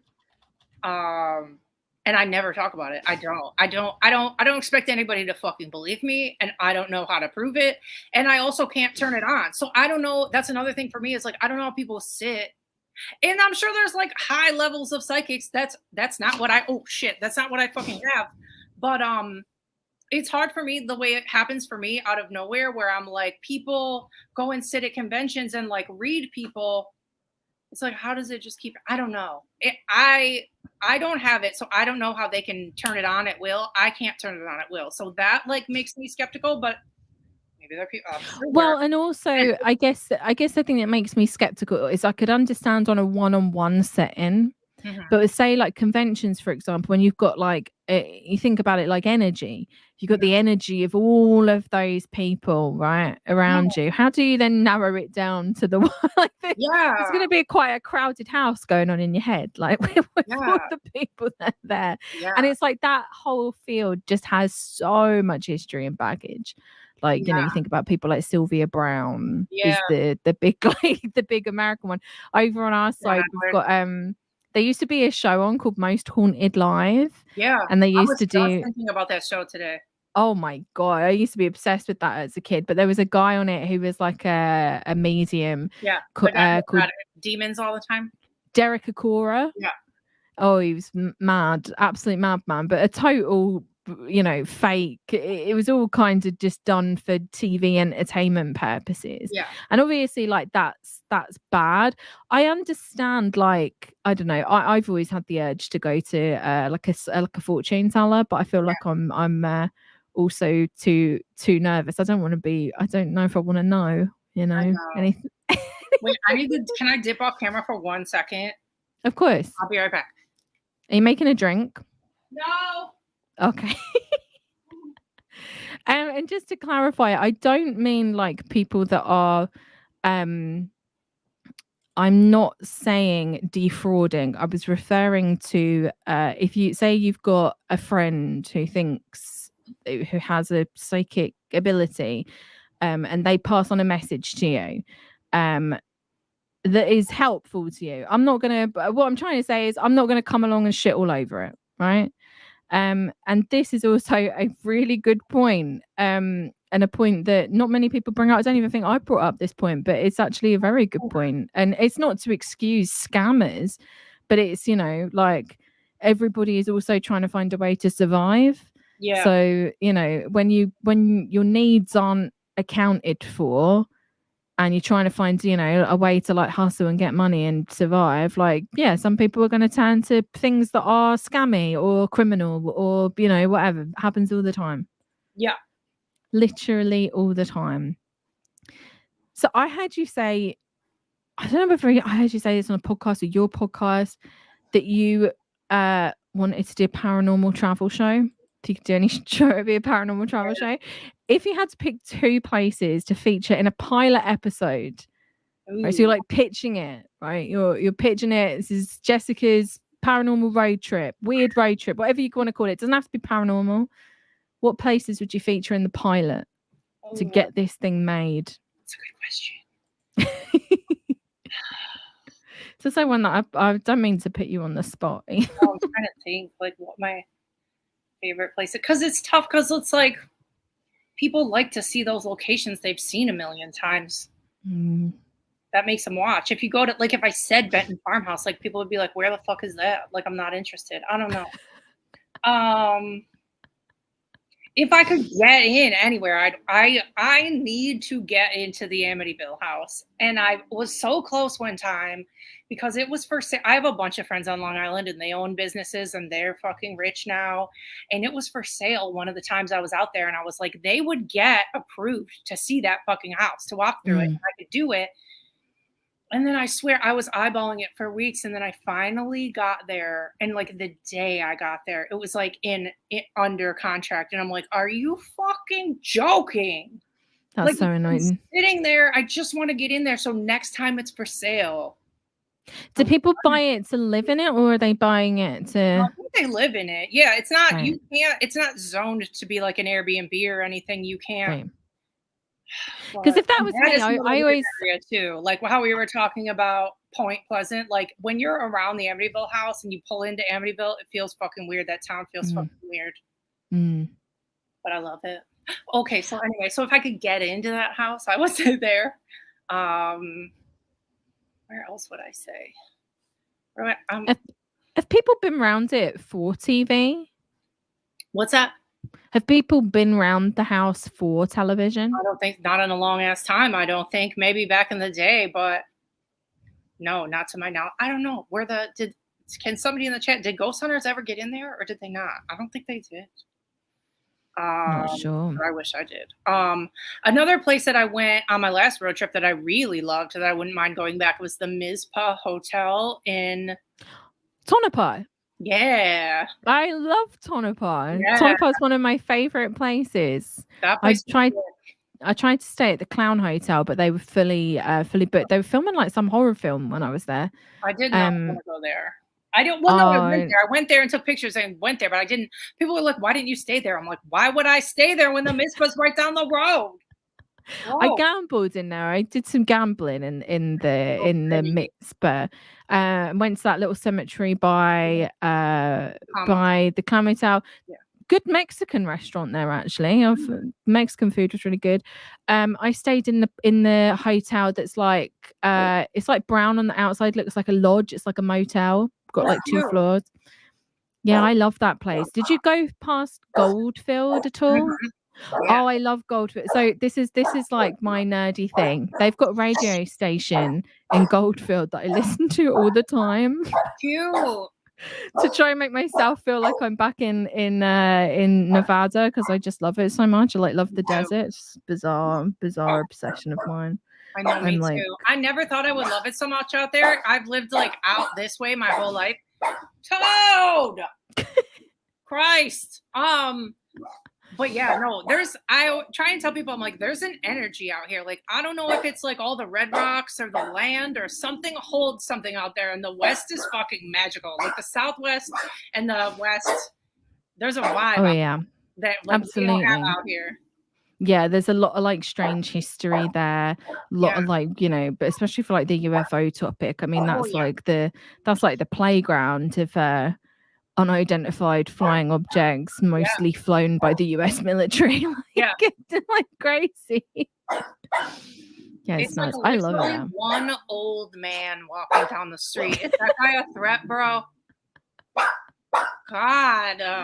Bless him. He just wants to be part of the stream. That's fine. He's part of the crew.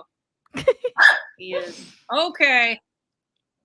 All right, so I'm going to move on to talking about probably one of my favorite podcasts. I'm not just saying that because you're a guest on the show. I listen to it every episode. As soon as new episode drops, I'm like, right, it's time to go for a walk. You accompany me on so many walks. The new episode just came out a couple of days ago. Was it yesterday it came out? In the last couple of weeks. We've been on a roll this month. So there's been quite a few episodes. I must look like an absolute nut job walking down the street sometimes because I just like cracking up, like listening to the podcast. People driving and just like cackling. I'm like, I love it. So awkward. So let's start at the beginning. How did you and John meet? And then how did this podcast evolve out of that meeting? Okay. So the way we met officially was we hung out at the same bar, which is the bar we always talk about, Gasoline Alley. He was like a friend of a friend. And the first time we met, I don't know why, because he has started doing it again, but at the time, like in this whole time I've known him, he never does this. But anyway, the first time I met him, he was like reading palms and he read my friend's palm. And it was whatever, I don't remember what her result was, but then he like read mine. And it was my last dog that I had for 1,000,000 fucking years. And he read my palm and told me my dog was going to die. And I was like, are you fucking joking, bro? Like my dog was a puppy. I'm like, my dog's not going to die. Oh my God. Yeah, even if he was, why would you say that to somebody in a bar? I was like furious. So I'm like, I don't think I like him. But anyway, then we kept going to the bar and I would see him all the time and we just became like homies. And then I think we figured out fairly recently that I bartended at a different bar and I think he started coming, I don't remember why, but he started coming to my bar to just chill. And then we became closer because of that. And then we just started hanging out. And then what it turned into was the reason I started going to Paracons was it's cooled down a little bit, but at the time, he is like fairly regular stalkers, like every now and then. He was talking about this when he came on the show, saying somebody showed up to his house and was like stood outside his house. Yeah, and that wasn't even the one I'm talking about right now. Oh, good God. So there was a different one at the time, and it was really, and he is like physically incapable of being mean to people, and I'm not. So I'm like, I'll go with you, and when it gets awkward, I'll just fucking go between. I'm like, they won't come by you if I'm by. Trust me, I'll work it out. So I was basically like, you're his bouncer. I was. So I started going, and it's seriously the story of one of the first ones I went to was so fucking awkward because the one lady showed up and she was like live tweeting about it while we were still there. And she was like, I wouldn't look her in the fucking eyeballs. She kept walking up to our table and I would not look her in the eyes. I was just like, no, nobody has time for you. You're fucking weird. You're weirding everybody out. And then she'd go on Twitter and be like, I don't know what that girl's problem. I don't know why she won't. She's in a bad mood. She has a bad look on her face. And at the time, I think I had yellow hair. I had dyed my hair bright yellow for a while. So then a little bit after, like she came around again, or I don't know what the fuck happened, but she didn't know that me with yellow hair was the same fucking person. Cause she was like, I don't know who that person was. And I was like, yeah, it's still fucking me. You know? Like it's not an issue anymore, but it was at the time. So I started, and another thing too, like that we didn't see coming is I feel like not just his stalkers, but other people who maybe were like chill or had like baby crushes on him fucking hated me at first because they thought we were like dating. And I'm like, we're literally not dating. We don't date anybody. We're not dating. We have to be friends. So I feel like people had like a bad idea of me at first, like, oh, I'm just like some groupie. I'm like, no, we're literally best friends. He doesn't have a fucking car. I'm driving him to these events. We're just fucking chilling. So people would have, and then it took like years for people to be like, okay, she's cool. Like they're not dating. Everything's fine. But like, even if you were, like these people are just crazy. I know, but I'm telling you, I got like mad attitude from quite a lot of people, and it took a while for people to come around and be like, oh well, she's not taking our Tenney away, so I guess she's fine. Like, oh fucking K. Oh my Lord. See, this is the thing, like I know that like stuff like that happens in like different, like all kinds of like different fandoms and stuff, but I guess I mean I'm not very much like, I'm a bit of a hermit. I struggle to leave the house sometimes. So I don't really go to many paranormal events. I'm a bit nervous to show up at some paranormal events because I feel like I've made too many enemies. I feel like people will be like, that's that fucking loudmouth off of Twitter who made a post. Hey, listen, I will be your bodyguard too, bitch. But like there's things like, so like there's events that I want to go to in London, right? And there's like certain people that we both know who I'm like, they could be in that vicinity, right? And I'm like, do I want to deal with that? You know, people that I've gone back and forth with on Twitter, people that have made, you know, like shitty comments about me. And people never have balls in person. They will like look away. They won't even look at you. And then it's like really satisfying.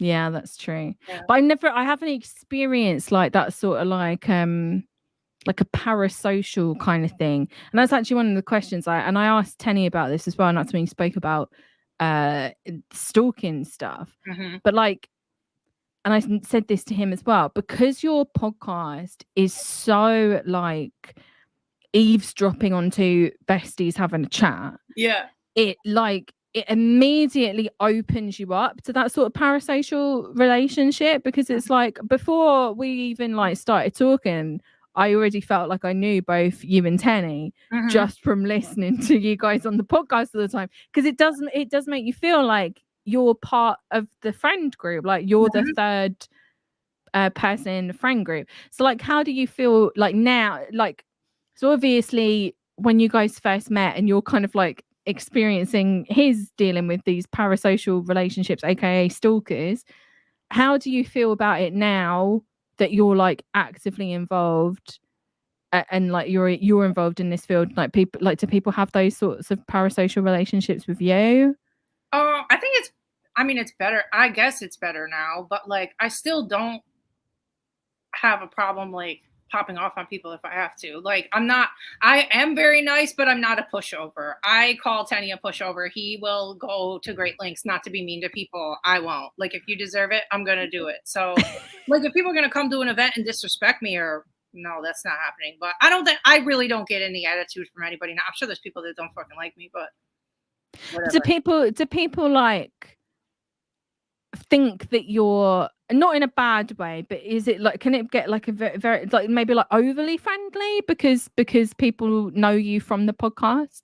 I guess a little bit, but it hasn't been like weird. I mean, people DM us like a lot. I feel DMs constantly. Everybody knows that like listens to us. Like, that's like one thing that's like important to me and Tenney is I feel like there's a lot of quote unquote fandoms that I hate even calling it that, but like, or like Patreon followings, etc., where it's like you follow these people and they don't even fucking talk to you. Yeah. They won't answer your messages. They won't answer your comments. Like, ask anybody in our fucking group if they've like, I will answer 99% of your messages all the time because it's fucking important to me. Like, you're going out of your way to support us. Like, and I know you. I know all your names. I want to know you. It's not like faceless people to me. Like, it's very, like, we're so appreciative of anybody that gives a shit about anything that we do.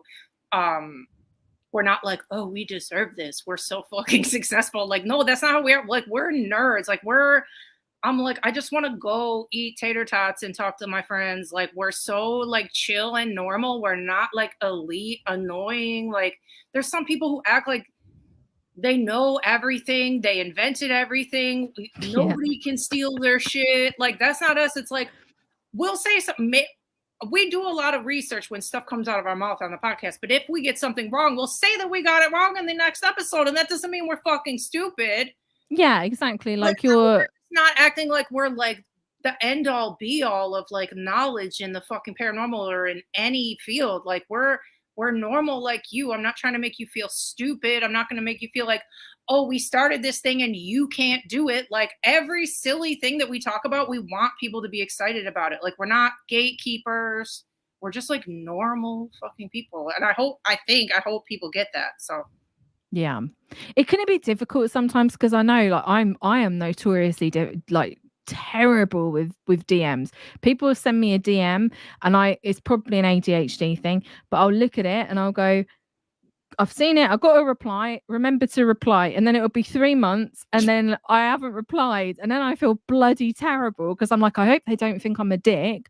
I hope they don't think that I just don't want to reply. It's just because my brain is so fucking scrambled. yeah. And it's like, you do get like in this, especially when you put yourself out there, you do get a lot of comments, you get a lot of people, who want to have a chat, and that is great. Yeah. Like, I set up a Discord server recently and like having people chatting in there and being able to like to chat to patrons. Fantastic. Like, I love that. I just sometimes struggle with like keeping up. Yeah, trust me, I do too. And there'll be times where like my mental health isn't that great. And I like literally, I get bogged down. And I do feel, as much as I appreciate it, it's like you'll get certain people, and I'm sure you get it too, where they'll like DM you, not even kidding, every day. And it's like, I can't answer you every day. I love you to death, but I don't even talk to my family that much. Yeah. I literally can't talk to you every day. So it's like, I don't know.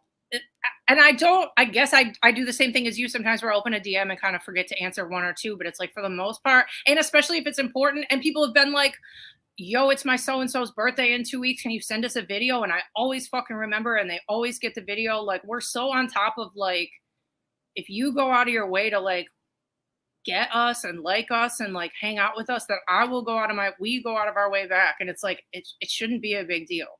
It's not a big, like, we're just appreciative, Do you see that we don't need to name names or anything, but do you see that in the paranormal community of people who do have that attitude of like, not, because I basically what you're saying is it's the fans that build up like something like the What's Up Weirdo podcast or something like my channel or anything. Like it doesn't exist without people, like an active audience that are interested and somewhat of a community around it.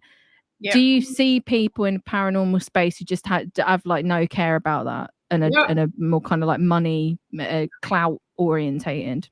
Yeah, 1,000%. Yeah, that, and not only in like a, I guess like web way, or like another thing that pisses me off too is like when they don't follow anybody. Like one of my, I know it's silly and little, but like one of my things in our Patreon is like, let us know that you're a Patreon and we'll follow you back from the WooPod Instagram. Like, I feel like that, like some people like that. And there's people who it's like, they'll have a Patreon or they'll have like dedicated followers. Maybe even if it was like your top tier Patreons you follow back. I know some communities where it's like, you won't even give them a follow back. They've given you thousands of fucking dollars. Like, what's wrong with you? Literally, what's wrong with you? So not only in a web way like that, but in a in-person way, there's a lot of people who have dipped into this community, maybe done cons for X amount of years, and then dipped out. And they're like, well, we got what we wanted. Now you're fans of ours and you'll never fucking see us again. Tenney's been doing cons for 1,000,000 fucking years. I've been doing cons now, or been going to the cons for 8+ years now, and we're not stopping. Like, it's not like, oh, we got our fandom, so we're gonna stay at home now. Whatever the fuck. I hate saying that word, but like, you know what I mean? It's like, we legitimately want to come and see you. We want to hang out with you. Want to talk to you. We want to talk to you outside. I want you to pet Toad. Like, I want you to know us. And there's people who are like, that's nice if you like me from a distance. I'm not talking to you. I'm not getting food with you. I'm not like, fuck that. Seriously, fuck a lot of this community. We're not like that. We want to hang out. We love you. You're our family. Period. Oh, that's lovely. No, I agree. It's like, it's I guess if you like start off out the gate and you're like, I'm a lone wolf, that I just do what I do. I don't go to cons. I'm, a secluded person. That's fine. But I guess the point is like, if you go to milk it, get an audience. Once you've got your audience, you can sit back easy and never communicate with the people that actually watch your stuff, because now you've built a name for yourself. Yeah. So I love it. I don't. Not good vibes. No, not good vibes. No. Or like people who do events and then disappear. Like people who pay X amount of dollars to meet somebody for the weekend, and then those people completely fucking disappear for the whole weekend. Like, what are you doing? Literally, what are you doing? Does that happen? Yes. Oh my God. Yes, bro. Me and Tenney, listen, there are some other, I'm not going to say we're the only ones, but me and Tenney, notoriously, if you have us on an event, we're going to hang out with the people all weekend. And there are people who are like, oh, they're on the roster and you won't see them the whole fucking weekend. That's bullshit. Yeah, it's bizarre. That's like, why would you do that? I haven't been to any. My only paranormal convention I've ever been to was this year. It was the Marionville Bigfoot Festival, and all of the guys there, they were all just running their own stalls. Everybody, it was like the guy Cliff Barackman was there from Fandom Bigfoot. It just sat at his own stall. You could go up and chat to him. Yeah, Turtle Man, who was like the big draw. Everybody loved him, but he was like, like these people, like there was, a little bit of like celebrity going on, especially with Turtle Man. Like that man was like bathing in the attention. Turtle Man. He's the guy that's off. He was on like one episode, I think, of Finding Bigfoot, but he's got a show called Call of the Wild or Call of the Turtle Man or something. People love this guy. Like he's like a he's got a kind of like Joe Exotic vibes. Oh, amazing. He's also like, he's like really bizarre, but people loved him. But he was like very much like reveling in everybody being there to see him, but in a way that was like kind of fun, because he would literally like they were doing like a round table panel, but it was all outside. There's all of the speakers that were there. And everybody kept like coming up to Turtle Man, who's like sat on the side, like during this like round table discussion, being like, "Can I get a photo of you?" And every person, he would just be like, "Yeah, like stand up, do his poses." Love it. In the middle of this like round table discussion, it's ridiculous. That is so cute. But that's my only experience going to like a convention. And I do want to go to like more of them, like paranormal stuff or like UFO stuff. But like I said, I'm nervous because I just feel like I'm too like loudmouthy on Twitter. I love it. I swear, I was just saying to Tenney the other day, I said, because I know some of the shit that you tweet about, like the intricacies of the UFO are very, I don't know the deep shit. Well, you know, I know enough. You're like a dictionary and you know all the fucking grifters and you call them out. So I was talking to Tenney about it, how I loved it, how you don't give a fuck. And I go, I said it verbatim to Tenney. I go, I don't always know who she's talking about, but I do know that she's right. Every time.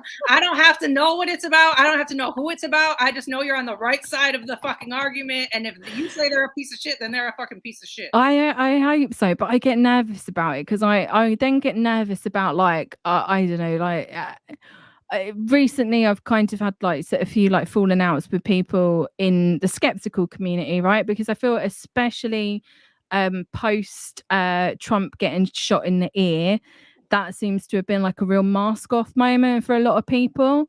Like a lot of people were just being like, no, I'm like fully 100% like, I love Trump, you know, Project 2025, I love it, bring it on, like that's what we need, like all over Twitter from both the skeptic and the UFO like believer side. Like the skeptic side is like as bad in my opinion, and like people won't, some people do kind of do like call it out and stuff, but like there's stuff like this utter hysteria about the Olympic opening ceremony. It's like people like lost their minds and like are talking about there was a one of the dancers is wearing stockings, right? Oh, I saw that. And their stockings ripped. Yeah, and they said it was somebody's ball sack and it's not. I know.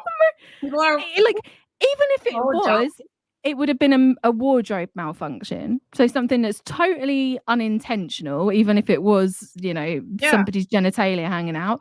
But it was a freaking stocking thing. And these people like lost them, like even like people that are like that will constantly take the piss out of like how grainy UFO photos are. We're posting up on Twitter the grainiest zoomed in shot of this person's crotch with like an arrow pointing to it. It's like pathetic. It's like, what are you doing? And again, to what we were saying before, the way I felt about the whole thing was like, okay, so if this opening ceremony isn't for you, then who fucking cares? Like, not everything is for you. So those people are having a joyful, good ass time. It's aimed at certain people, it's not aimed at other people, so move the fuck along. Like, you're gonna let it ruin your whole week? You have fucking issues. Yeah, it's bizarre. And also like being like, oh, it's satanic, or it's the it's mocking the Last Supper and it's actually like Feast of Dionysus. Yup. Everybody is deranged. It's like the dumbest. It's just the dumbest shit. I like Twitter's not good for me. I know it. I need to like ban myself of it. What I've done now, I decided to do this today. I went through all of the accounts that I know I don't see eye to eye with, for a lot of reasons, and I just blocked them all because I can't be asked. I know that if I'm a lot of the fight people too, a lot of the fight fans are gnarly and not like, and it's they can follow me if they fucking want to. A, I'm not following back, and B, if you pop off in my comments about some stupid shit, I'm gonna mute you, so I'll never see you again. So yeah, it's like I know that even if I mute them, I'll end up seeing them somehow because somebody retweets. I'm just like I'm going into August, September, October, Halloween months. Those are good months. I don't need anything coming in and you know being negative. Too much arguing on Twitter, never getting anything done. I know. That's the problem. It's like addictive as well when you get into like a little battle with somebody. I forget what was it for? I don't even remember, but I got Twitter banned recently for like 24 hours and I picked up my phone so many fucking times to open Twitter. I'm like, this is a problem. I deleted it off my phone. On Twitter to like 20 times today. I'm like, that's not right. Yeah, I deleted the app off my phone. So I've only got it on desktop, but somehow I still keep fighting on desktop. So I'm just packing it in now. There's no point with some of these people as well. Like it's like even, and this is coming from somebody who's like actively like popping off on people on Twitter. But like when I think about it, I'm like, there's no point because you're not. A lot of people aren't coming from like good faith. A lot of people don't care. A lot of people are not willing to ever change their minds about anything or ever admit that they're wrong. Yeah. So like what I'm like. I question myself sometimes. I'm like, why am I bothering? Connor wants to hear the story of why you were Twitter banned. Why was I? Oh, it was a fight tweet. It was somebody's face got all fucked up in the fight. And it was an old screenshot from like an 80s horror movie. It was from Poltergeist of like somebody's face falling off. And I said that was the fighter that was in the fight. And they blocked me for excessive gore and violence. And I was like, bro. And then I had to contest it. And I said, literally, this is from a horror movie. And everyone who sees this photo knows it's fake. And then they lifted my ban. But that's insane. I know. I was like, bro. So you can post like the most horrific Nazi stuff can be posted on Twitter all the time. It looked like, like in Indiana Jones where that guy's face melts off. It was like so obviously fake. I'm like, nobody thinks this is real and I'm not fucking deleting it. And then when they lift your ban, like you don't have to delete it. So I got to leave it up. But I was like, no. Christ almighty. I know. And yeah, people can say the N-word and horrible gay stuff and just the worst shit ever. But I got banned for fucking the screenshot from Poltergeist. Okay. Yeah, makes perfect sense. I know, this is a trash can, but I'm sadly obsessed with it. Yeah, I'm gonna try and wean myself off. So, going back to What's Up Weirdo podcast. Mm-hmm. So, at what point do you both decide to start the podcast? Because I haven't actually listened to like the first episodes. Oh. I think I joined like maybe like around episode, I can't even remember how many episodes are there. I think I maybe joined halfway through. There's like 146, 104. Yeah, I think maybe I joined around like 50 or 60. Yeah, so it's funny too because I went back and listened to the early ones not that long ago too, just like bounced around and listened to some of the earlier ones because I thought they were going to sound like, I don't know why I thought they were going to sound like not us or like we changed or like that they were going to be different, but they sound exactly like our fucking new episodes. Like they're all still like funny. There's a lot of crazy stories in those earlier episodes of just us like telling stories that we never tell people. Me and him have had very weird lives and met a lot of people and done a lot of weird shit. So there's good stories back there. But the thing that kind of started it was the pandemic and us not being able to see each other. And we got in the habit of, because we're both hermits, and at the time his mom, who was like in the late stages of Alzheimer's and kind of, losing her health, she and his dad were living with him, and he was going slowly insane because we're so used to living by ourselves. And like, he went from 0 to 100, like taking care of 2 elderly people. And it was, I'm not even kidding. I've never seen him like that. And I never want to see him like that. It was really hard to see just his fucking soul leave his body. Cause there was just no time for himself. There was no time for joy. There was no time for hobbies. I can't leave the house. I'm just stuck in this fucking hospice. Like it was awful. Like his soul was gone. It was awful. Like he had no twinkle in his eyes. It was fucking terrible. And then there was me on my side. I was losing my dog of 14 years. He had gotten his leg removed like 2 years before he passed, and like he wasn't doing very good, and like his health was getting worse. And so anyway, so we would call each other to stay fucking sane and get on the phone. And it was like, we haven't talked to anybody else all day. I mean, he would talk to his parents, but like I would talk to nobody. I wasn't going anywhere because we were hiding from the pandemic, and we would like cry, laugh on the phone. Like we were out of our minds. And I'm like, these phone calls are both of us were like, these phone calls are so fucking funny. Like we should just, and they were like, A, to keep ourselves alive and like not depressed and miserable, and B, just like our own kind of recorded therapy, So we just started recording them. And it did get through. I think we might have started right after his mom passed, or a little right after his mom passed. And then it went through me losing my dog, which is, I think, and that's another thing where like, I don't think, like, as many cons as I've been to, I don't think a lot of people knew me as good as they do now. But I think hearing me go through that on there, like, endeared me to a lot of people, because it was like, I didn't hide anything. Like, I was fucking suicidal when my dog passed. I was not good. He was like I had him for 14 years. I had him from a puppy. I had him in multiple houses. That's a child. Yeah, it was my fucking homie. He was my soul dog. Like, I quite literally felt like I knew him in different lifetimes. Like, it was like he was my everything, right? So I went through that on the podcast. There is obviously one episode, Being Eternal, that I think a lot of people can't listen to. I'm glad it exists, but I will never fucking turn it on. I can't do it because I know I'm just sobbing the whole episode. But So we go through a lot of stuff on there, and it's all just very honest. We've said shit on there where it's like after we listen to it, we're like, whoops, I didn't, like, you forget he's my best fucking friend. Like, you forget that you're even being heard by other people. Like, everything you see on there is very real. That's our real fucking conversations, and that's how it started. So, and luckily, and it's like, it's not scripted, it's not fucking, you know what I mean? Like, I think there's like, with other podcasts, they're like,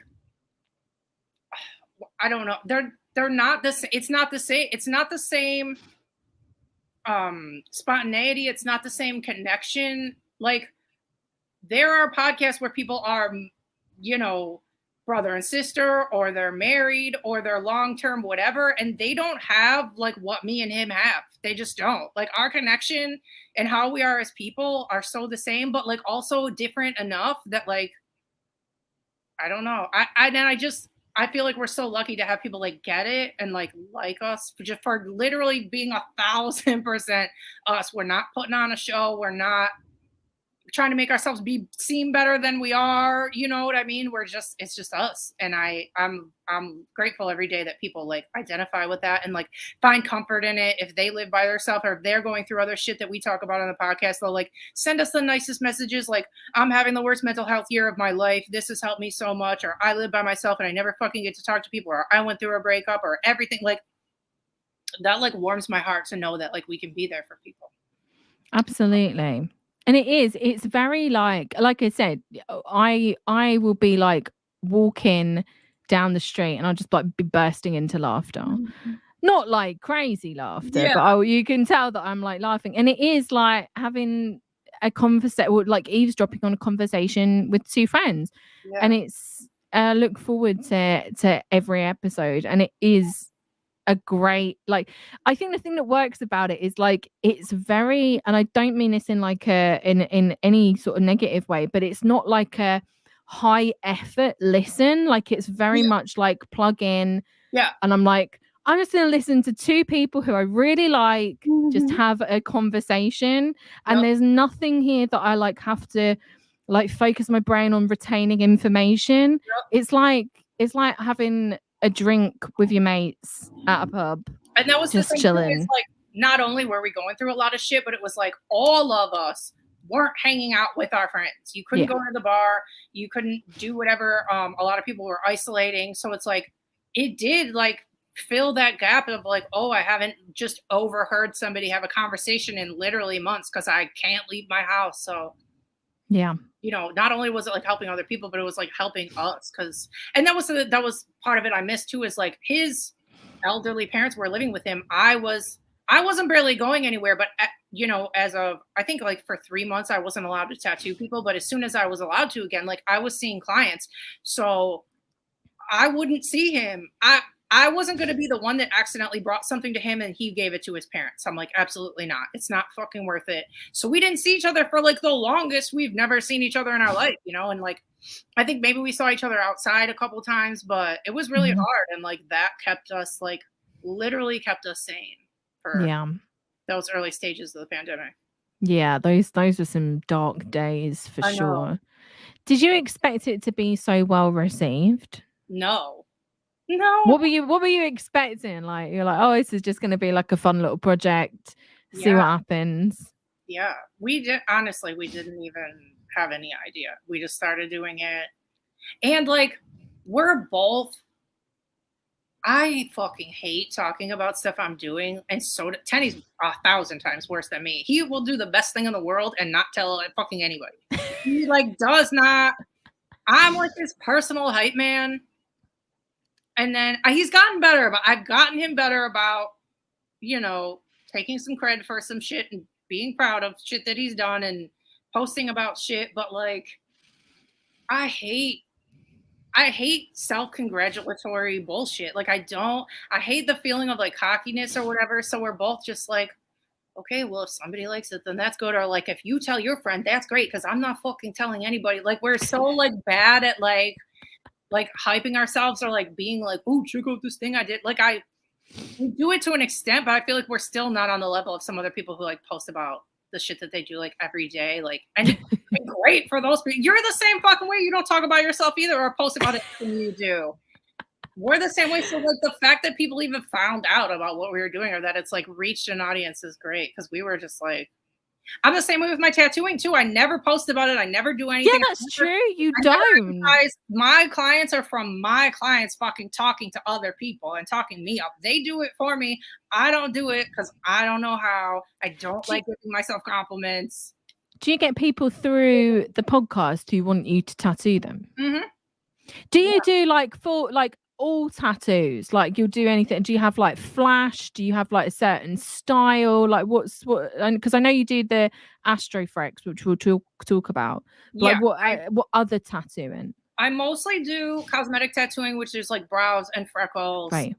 I do dabble in a little bit of like tiny tats, like if somebody wants like a little word or a little number or a little something. I've been doing those. I'd like to do more. I'm just not going to get into like giant ass pieces or pictures or anything. I can do little baby stuff, but yeah, I still do that. I have my own tattoo studio. I bring Toad sometimes. And yeah, I love it. All my clients tell me the craziest stories. Just this past Friday, I'll talk about it on the next episode of the podcast. I haven't talked about it yet, but just this past Friday, both of my clients were so cute and funny. The first one, she told me it was a crazy story, but she had lost one of her sons, or she had 3 kids total, 2 daughters and a son. Her son got killed by a drunk driver when he was 21. And she like started telling me about how she's seen his ghost and she's seen her mom, like her mom's ghost. And she said one night that her son came to her, like her husband knew somebody was in the room too. I don't know if he saw it or if he just felt it, but he knew he was there too. And then I was like, how did he know? Did he hear it? Because she said she was speaking to him. And I'm like, how did he know? Did he hear it too? And she goes, no, we were speaking to each other in my head. And I was like, nice. And like, I'm like, I feel like I'm the first person in her fucking life that she told that to. And I was like, exactly. I know exactly what the fuck you're talking about. Perfect. Yep. I like instantly got it. And she was so cool. Told me about that stuff. And then the next client I had, I told her that I had a podcast and that we talk about paranormal stuff. And it was so cute because when I say that, I never know what the first thing out of their mouth is going to be. And I was like, yeah, we talk about like whatever horror and weird shit and Bigfoots and cryptids and UFOs and ghosts. And then I stopped talking. And first thing out of her mouth, she goes, do you believe in vampires? I'm like, nice. I was like so stoked. I'm like, that was the best first question ever. I was like, do you mean like, do I think there's people here with us right now that have lived for hundreds of years and do drink people's blood on the low? Or do you mean like weird goth people who like drink each other's blood and like cool? And she's like, it's probably more so that. And I'm like, yeah, I think there is that, but I hope. I'm like, if there is vampires, I hope. I'm like, I would be a vampire, but I thought it was so funny that she just instantly went to that. She was like, she was like someone I can talk to about that. Like she's just been waiting to ask somebody who knows about weird shit if there's vampires for real. It was so good. I'm like, I love all my clients. I always leave it. I'm so stoked.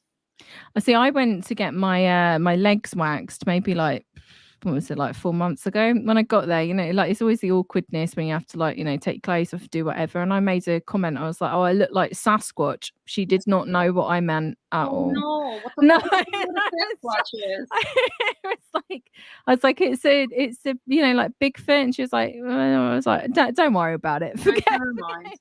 Said anything. Kelly asked, how many clients do you see in an average month? It depends. It's all different. My August looks like shit because I have 2 conventions to speak at. So I'm not working that many appointments in August. My July has been good. It all depends. Like, I'm not somebody who like, what is the saying? Like, don't live to work, work to live. Like, I only work as much as I fucking have to. I don't like working more than I don't like that. So I'll work as much as I want to. Could I get more clients than I do? Yeah. Do I want to? Not really. I don't know. I don't like to burn myself out, but I have like exactly enough as I would want, So you do like, it's the cosmetic tattooing. I know that you do AstroFrecks, which is you put the constellation of your star sign in freckles, which is pretty cool. It's really But you also do brows. So like, how does a tattooed brow work? It's very intricate. You use the tiniest needle you've ever seen and you make little fake hairs, and then some people want it shaded, some people don't, but it's not fully like aesthetic work. It's like very rewarding because I get a lot of people who have been through cancer treatments, have alopecia. There's a lot of different autoimmune disorders that make you lose all your hair, and I can help those people and make them feel good again. And a lot of the appointments are really emotional. Like I've seen, like at the end of the appointment, when I show them their face, they fucking cry. And it's like, I've worked in a lot of thankless jobs in my life where, I've worked in bars, I've worked in restaurants, you just get berated all night. And now I have this job that's like so rewarding and creative and fulfilling, and people are so appreciative at the end. I'm like, I will never take it for granted. Like, it's still so crazy to me that like I did like jobs I hated for so long, and now I get to do this like happy thing and talk to these really cool people, and I love How it. did you get into it? But because like you said, you've had like a lot of like jobs like food service, all that, all like kind of like regular jobs, and then how did you make the switch to then being able to be, I'm presuming, like self-employed cosmetic tattoo artist? Yeah. So this was, when did it happen?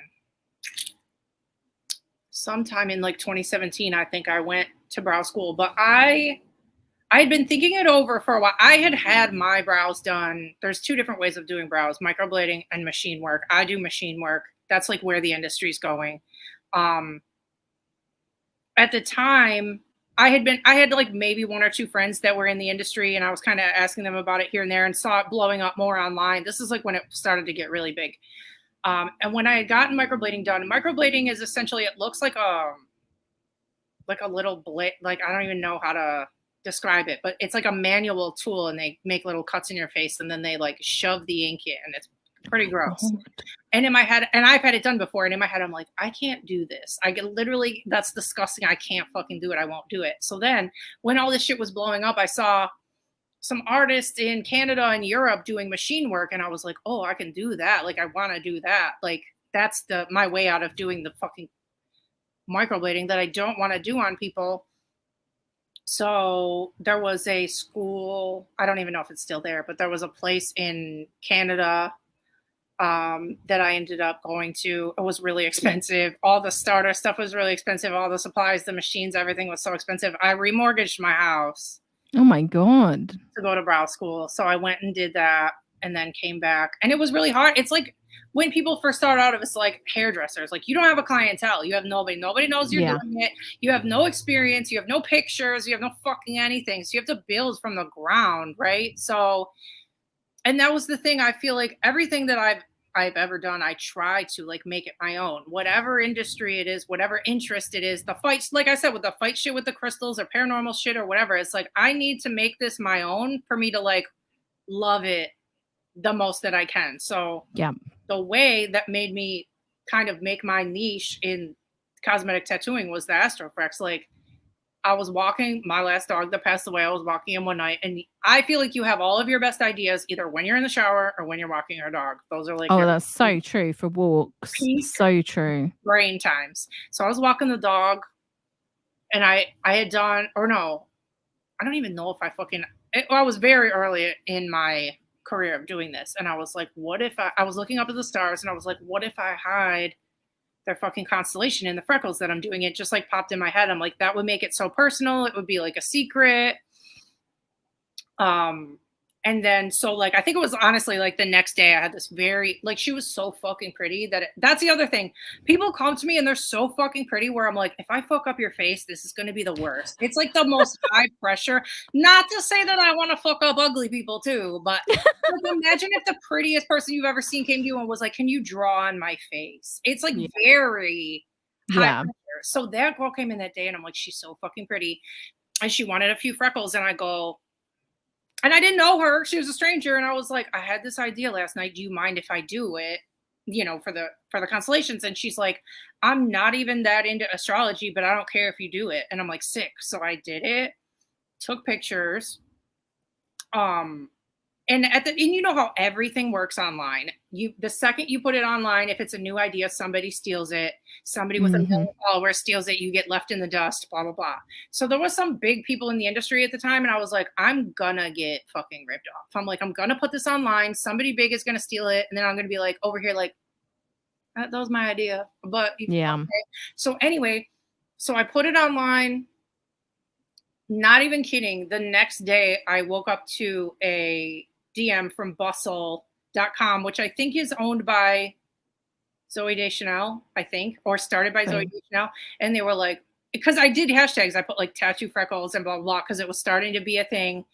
And they were like, we saw your thing. Can we do a piece on it? And I'm like, yes. I'm like, is this fucking real? Within 24 hours, I'm like, this is crazy because nobody stole it.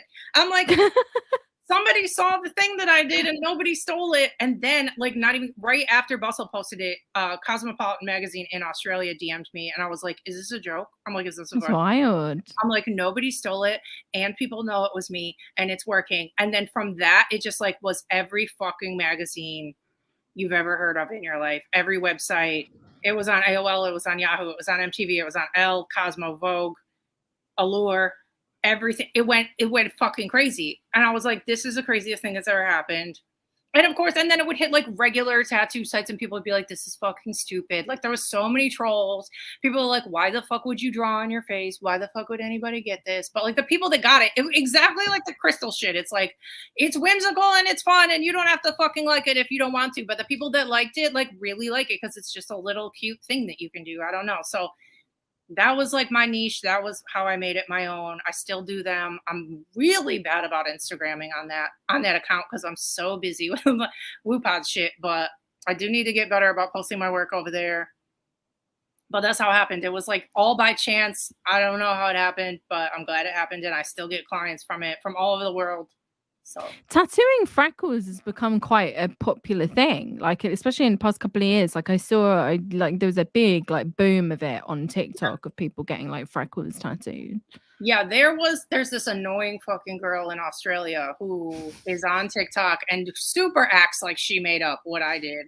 Oh really? And she has a lot of TikToks doing it. But her other work is so bad. Like everything she puts out is like, it's bad. So, but I remember there's been quite a few people where I'm like, they try and act like they made it up. And it's like, I could give a fuck if you're using it. I want people to use it, but can you just call it what I fucking called it? Like all you have to do is use the hashtag. Is it that fucking hard? Like, but they don't. Like, is it really that hard? Like, I'm so big about crediting where credit is. Yeah, it's bizarre to me that like, because from my perspective, like what would it take? Like a DM just being like, been really inspired by what I saw of your work. Do you mind if I like take this? And it would be like a mutually beneficial thing because you could promote them, they could promote you. Yeah, we're not all in the same area. That's exactly what I wanted to happen was like, yeah, use it. Like, because there's only, as a cosmetic tattooer at that time especially, but even still, there's not that many fucking things that we can offer. So at the time it was like brows, freckles, some people do lips, some people do eyeliner, and that's fucking it. So I was like, you have this extra thing now that you can put on your fucking menu and make money off of. Like, that makes me so happy. And then they would like either try and steal it or rename it or not tag me or whatever. I'm like, bizarre. Oh, I know people are so stupid. But I think were very nice, and a lot of people did DM me and were like, "Do you mind if I use this?" And I'm like, "No, I literally want you to. I want everybody to. It's fucking sick." Like, but some people were like, whatever. There's heads in every industry, but I still that's true. it. And I do them not just on people's faces. I've had people do them on their shoulders, on their arms. I had this one client. She was like an astrophysicist, and she wasn't allowed to have, I think, an astrophysicist or some fucking space thing. I don't remember, but she couldn't have regular tattoos because she had a very professional job. And she was obviously obsessed with space and constellations, and she had me do like a ton of these all down her arms that were like all of her favorite constellations, so that when people saw her it just looked like, you know, little beauty marks, but they were actually all of her constellations because she just couldn't get tattoos. So I thought that was that's so cool. And people like not get their own constellation. They'll get like a relative of theirs or their kids. Like I had one lady who has 2 kids and she put like each of their star signs on her fucking cheeks and nobody knows. Oh, that's really cute. Nobody fucking knows. You know what I mean? It's like people's little secrets. So I think it's really cute. If someone wants to book in with you, where do they go? My work Instagram is at magic MAGICK brows, one word, magic brows, at magic brows on Instagram, and you can just DM me, or it's magicbrows@gmail.com. When you do the freckles, do you do them subtle? Because I've got natural freckles that are like, and whenever I'm like in the sun a lot, they come out a lot more, and I quite like them. But I think I'd maybe be a bit too like. What's the healing process? So for the first week, you look absolutely insane. You look like you have the measles. They get really dark. That's the only hard part is like people who have regular jobs and you have to go into your job and there's literally dark dots all over your fucking face. It looks gnarly for a week. But after that, like you get dead skin on the top of them kind of, and it peels off, and then underneath. So like a regular tattoo. Yeah. Right. Yeah. And then after that, they look very light and natural. And a lot of people have the same situation as you, where they love how it looks in the summer, and then in the winter they have none, and they want to keep them all year round. And then when they get them back in the summer, they have more, but there's still those ones, like the artificial ones in the winter, that stay. So I have some people who want them very, very light, and then I have other people who wear foundation every day, and they want me to do them a little bit darker so they show through the foundation. So it's just what people want. One of the girls that came on Friday, initially she wanted freckles, but she ended up just getting like very strategically placed beauty marks all over her fucking face. So she did like one under her eye, one on the side of her mouth, one on her nose, one up here, and it looks so cute. So is it painful? So I use numbing cream first on the brows and the freckles. Some people have a lidocaine allergy, so I can't use numbing shit on them, but 9 out of 10 people, I numb you first. And it doesn't hurt. Freckles don't hurt that bad. Brows are kind of brutal. Just because I can imagine, because that's like straight bone. Yeah, you're just very vascular in that area. If you imagine like how boxers like get hit in the eyebrow and it just leaks, like that area for some reason in humans just leaks. But I don't let people drink caffeine or booze for 48 hours before their appointments so that they don't have thin blood. And then B, the numbing cream that I use restricts blood flow a little bit. So between those two things, people barely bleed at all if they listen to me. But I'll have people where I start tattooing and they'll just instantly start bleeding. And I'm like, cool, I'm really glad you listened to me. Thank you so much. I've got 3 tattoos, and the worst one that I got was this one. It's like of a desert scene, but it's a stick and poke. Oh. So it was like 3 hours for that, and every single thing.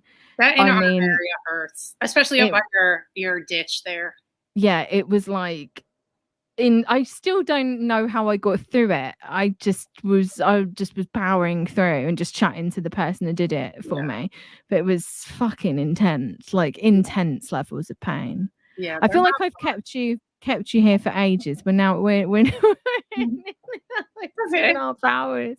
I just end up rabbiting on and on and on and on and on. And I still have so many questions. This is the problem. I have too many questions. Hit my fireball. Okay, nice.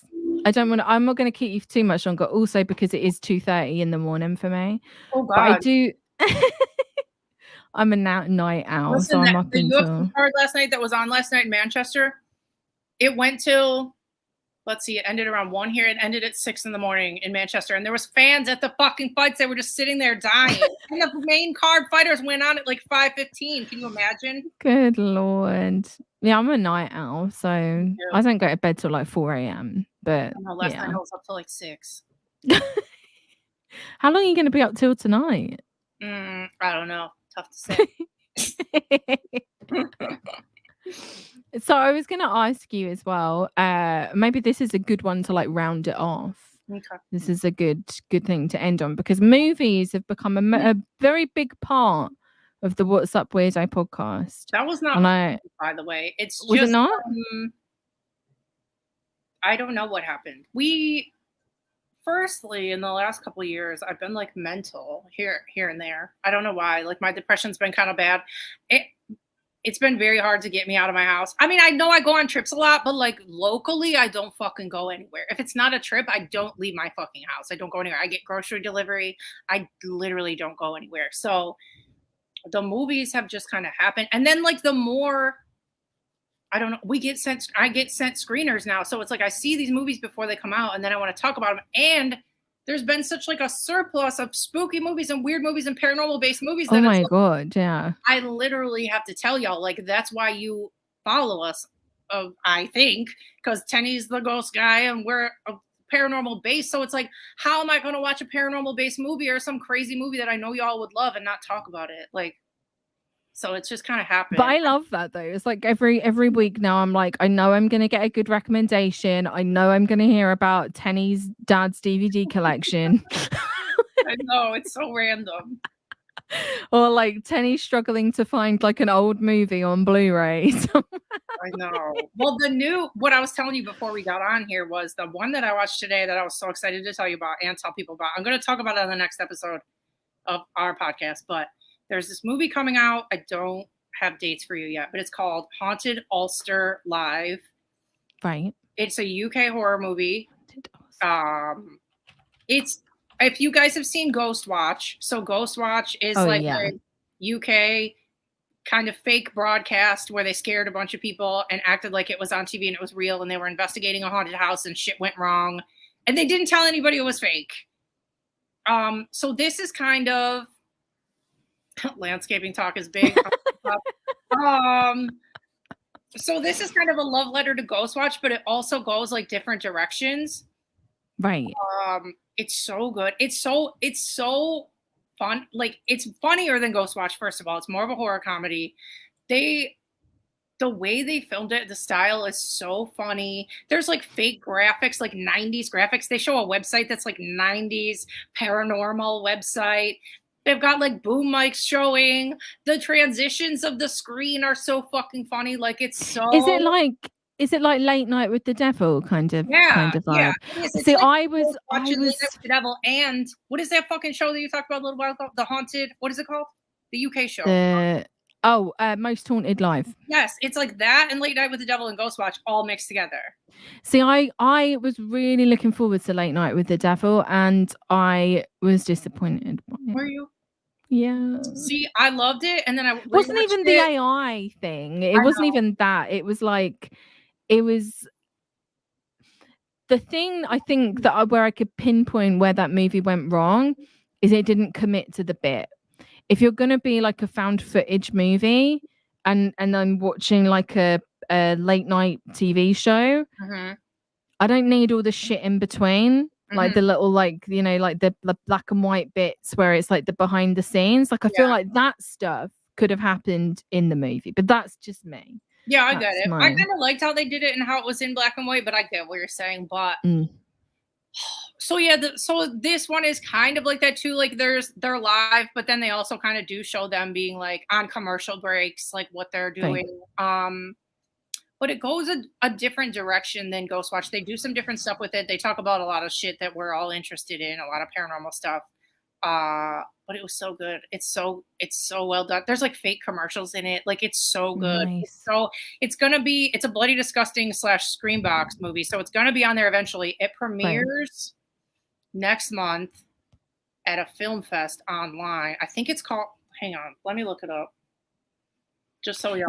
You're a horror buff, right? Do you ever watch The Last Drive-In with Joe Bob Briggs? I don't love. You don't like it? I'll get to that in 1 second. But okay, so this movie I'm talking about, him. Haunted Ulster Live, premieres virtually at Popcorn Frights Film Fest online Friday, August 16th. And I think you can like buy tickets and watch it online. And then I think sometime after that, I'm assuming that if it's premiering at Film Fest next month, they're aiming for like an October VOD debut. So it would make sense. Yeah. So look out for Haunted Ulster Live. It's so good. It's so stylish. It's so cute. And it has all the paranormal stuff that we love in it. It has like, they're doing like EMF shit. It's like so cute. They have like EVP stuff. It's genius. It's so cute. It's going on my best of the year and I love it. Oh, nice. Cool. But anyway, so back to Joe Bob. I don't know. I've never gotten in. There's like, you can say how you feel. I'm trying. I just literally don't know how to talk. There's what's the word I'm looking for? Like what is the word I'm looking for? You'll find it. Like chauvinistic fucking. I feel like that. Yes, I know what you're talking about, Yeah. and it was off-putting to me at first, but then I started to see him more as he's playing a character. Yeah. So he's like he kind of does that, and I like that he's got Darcy, the co-host. Mm-hmm. They play off of each other because she just shits all over him. Like he'll just say something ridiculous, and she'll just be like, "Oh my god." I love it. I love the vibes. But it's have to give it a chance just because of you, but I don't love. But I'll try. Try watching some of the newer ones. I like it. But again, it's not for everyone, and he does rabbit on quite a bit. So if you're just wanting to watch the movie, I probably wouldn't recommend Joe Pop. It's the whole experience, isn't it? Like he's just chatting for because they how long. do like debuts of like brand new movies, don't they? Like how do people watch it with somebody interrupting? That would drive me crazy. I see. I love it. And yeah, he's got like a kind of encyclopedic knowledge of all this stuff. I think when you watch it, try and remember that he's playing this like very stereotypical like Texan character. The whole vibe of it is like he's in a trailer park and he is like he's talking about the movies and he'll make these kind of quips. I think he's got like a kind of like a libertarian slant to him, and you can tell that in some of the things, but he's I get the chauvinistic vibe.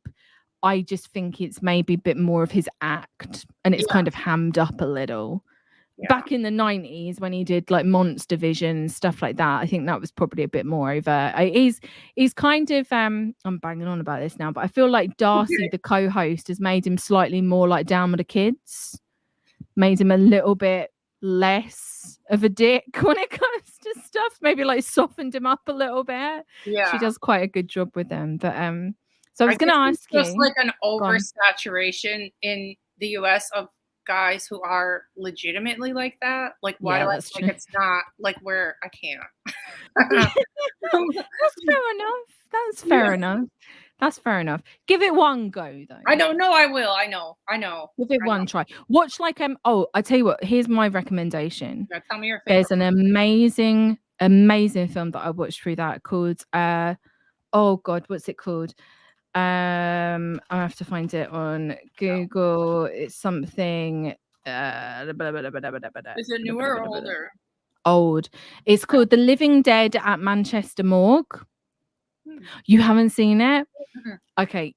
This fucking movie was so good. It's a zombie horror film, 1970s. It's supposedly set in Manchester, like English countryside.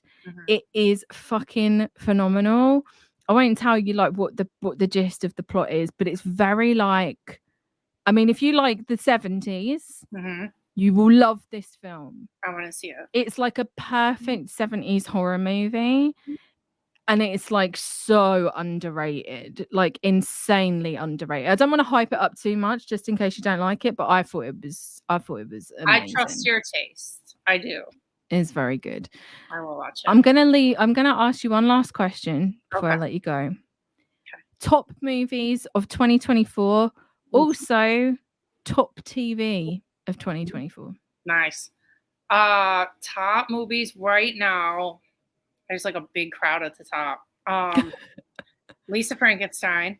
Oh, I watched that the other day. The cutest, weird, most twisted. Yeah, I really liked it. I love it. I think people are sleeping on it because it looks like, if you look at the artwork, if you hear about it, if you saw a trailer, it looks like it's like a young adult movie, but it's so fucking weird, and it gets so weird and twisted. It's like Tim Burton when Tim Burton was good. Yeah.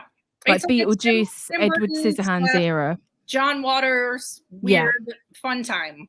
Yeah, it's good. So fucking good movie. So Lisa Frankenstein, stop motion, really weird movie about obviously a lady and a weird little stop motion little nugget thing. The Vourdelac, which I don't think is out on streaming yet, but it's like a French vampire movie, and it's so fucking good and so charming and so weird. Hang on. I feel like I'm missing one other of my top. I gotta look at my letterbox. Is Long Legs on there? It is. I just don't know where. Oh, Oddity. Oddity is like possibly my favorite of the year so far. Okay. It's in theaters right now. It should be on VOD soon. I'm guessing it'll be on Shudder probably, or just like VOD rental. Oddity is so fucking good. It's another UK horror movie. It's got like psychometry in it. It's got haunted objects. It's got hauntings. It's got murder. It's fucking so good. Oh, interesting. So it's got all of our things in it. Nice. And then probably like Abigail, I really loved too this year. Another movie that I feel like people slept on because it seemed silly, but it's really good. And then another one I feel like nobody has seen is Frogman. Oh, I love that movie. It's so good.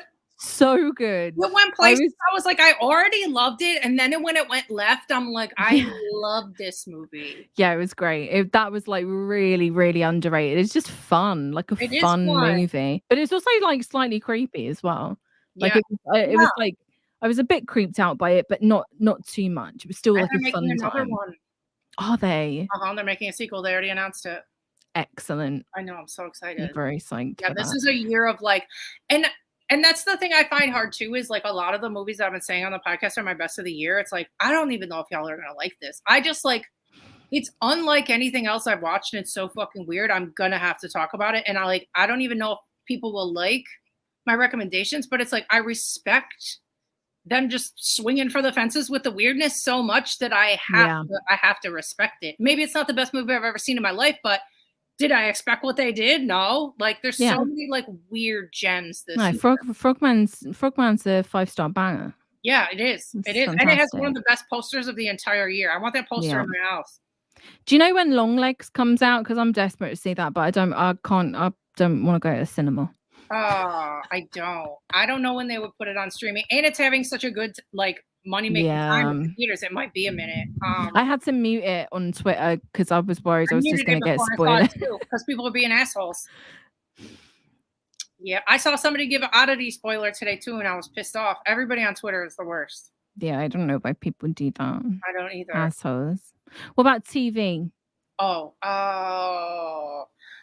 I don't even know if it's been on this year or if it finished at the beginning of the year, but Yellow Jackets is like one of my favorite fucking shows that's out right now. Jackets. You haven't watched Yellow Jackets?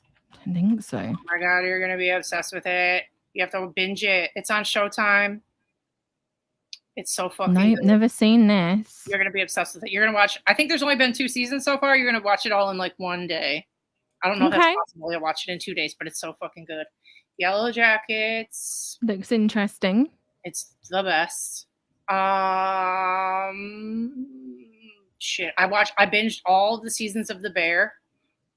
I've seen that, but I've never like had the urge to watch it. Not about food. I haven't either, and then I finally did, and it's really good and it's really beautiful. Again, it's not not a kitchen.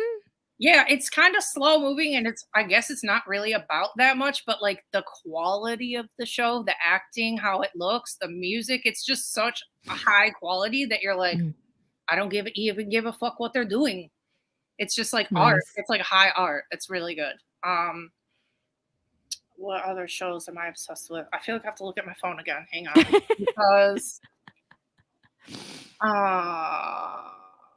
I don't watch enough stuff. I watch too much crap on YouTube. I'll end up watching a bloody 3-hour David Wilcock live stream instead of something that's actually good.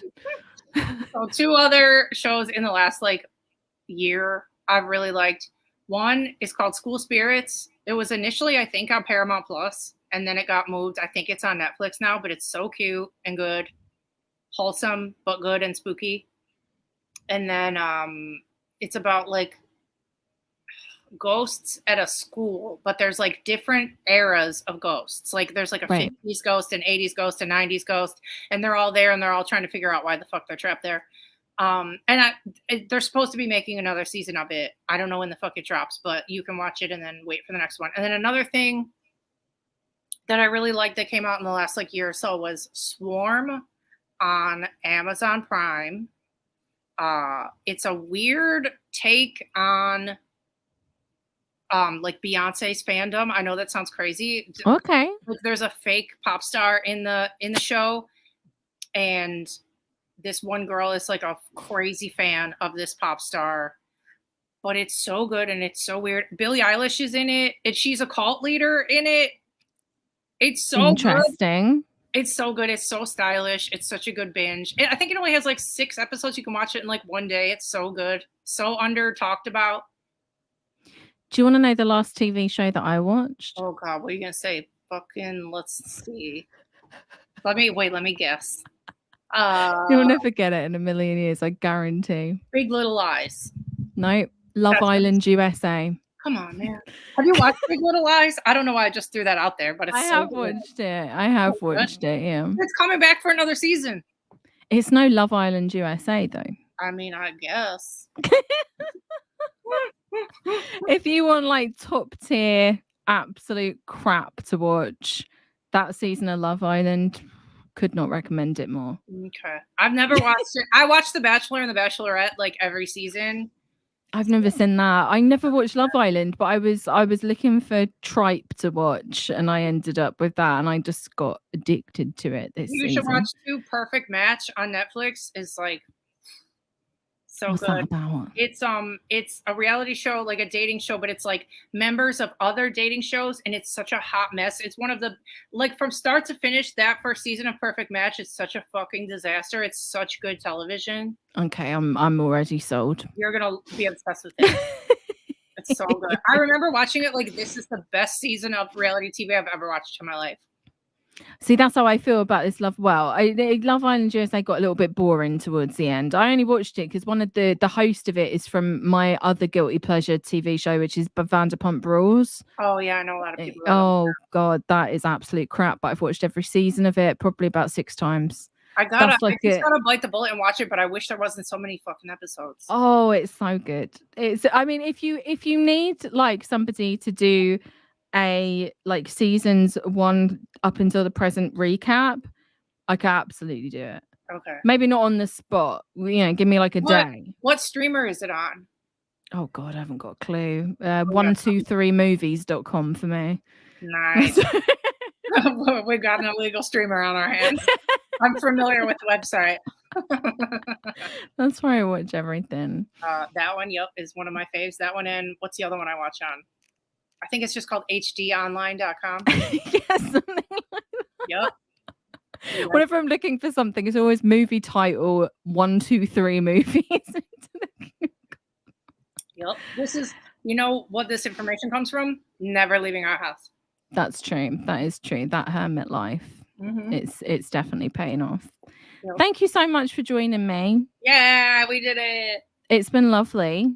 Well, next time you come here, we have to hang out somehow. I know it's kind of far from where you go visit here, but there's got to be some opportunity where we can meet in the middle or do something. Absolutely. Well, I wanted to come to one of like the Michigan UFO paranormal events, but I'm not sure if I'll get there in September, but we'll definitely sort something out. Yeah, I would love that. I'm like back and forth. We can pick you up too. If you fly into Detroit, I can come and get you if you just want to come hang out for a couple days. Well, that'd be fun. Yeah. I haven't been to Detroit. Yeah. I've heard good things about Detroit. Yeah. Is there a massive bookstore there? Yes, one of the best ones in the entire world. Like one of the biggest. It was voted the second best used bookstore in the entire world. All right, I'm done. I'll book my flight. It's humongous and it's haunted as fuck. Let's go. Yeah. We want to do it. Yeah. Absolutely. We should definitely organise that. I probably can't do it this year, but we should definitely organise at some point. I have a fold-out bed in the living room. Oh, that'd be cool. Let's have a sleepover and watch scary movies. All right, we'll do this. Okay. It's definitely going to have to happen, and you have to come back on as a guest. Yeah. Maybe I'll have you and Tenney back on the next season of these streams. Yeah, that would be fun. Amazing. Yeah, I'm down. We'll do it. Well, thank you so much for giving me nearly 3 hours of your time on a Sunday evening. Well, say bye to Toadski. Thank you, Toad, for your contributions. I'm so tired on this episode. Love you. Can you say bye to the peeps? Maybe. Oh, bless him. Oh, what a cutie. Make me play with him for like the next 5 hours in a row. That'll be fun though. That'll be nice. I know, he's my best friend. All right. Thank you for coming on. No problem. And I will talk to you soon, and definitely got to come back on. I will. Cool. Okay. See you later. Bye. Bye. Thanks everyone for watching the stream tonight. I appreciate you for being here. If you are interested in supporting the channel, you can join the Patreon. I've got a new video coming out. I'm just in the process of editing it, and hopefully going to have it up either tomorrow or Tuesday for patrons. And you get it early on Patreon. If you're not a patron, you'll get it some point next week. Who knows? You'll get it at some point. I'm not sure.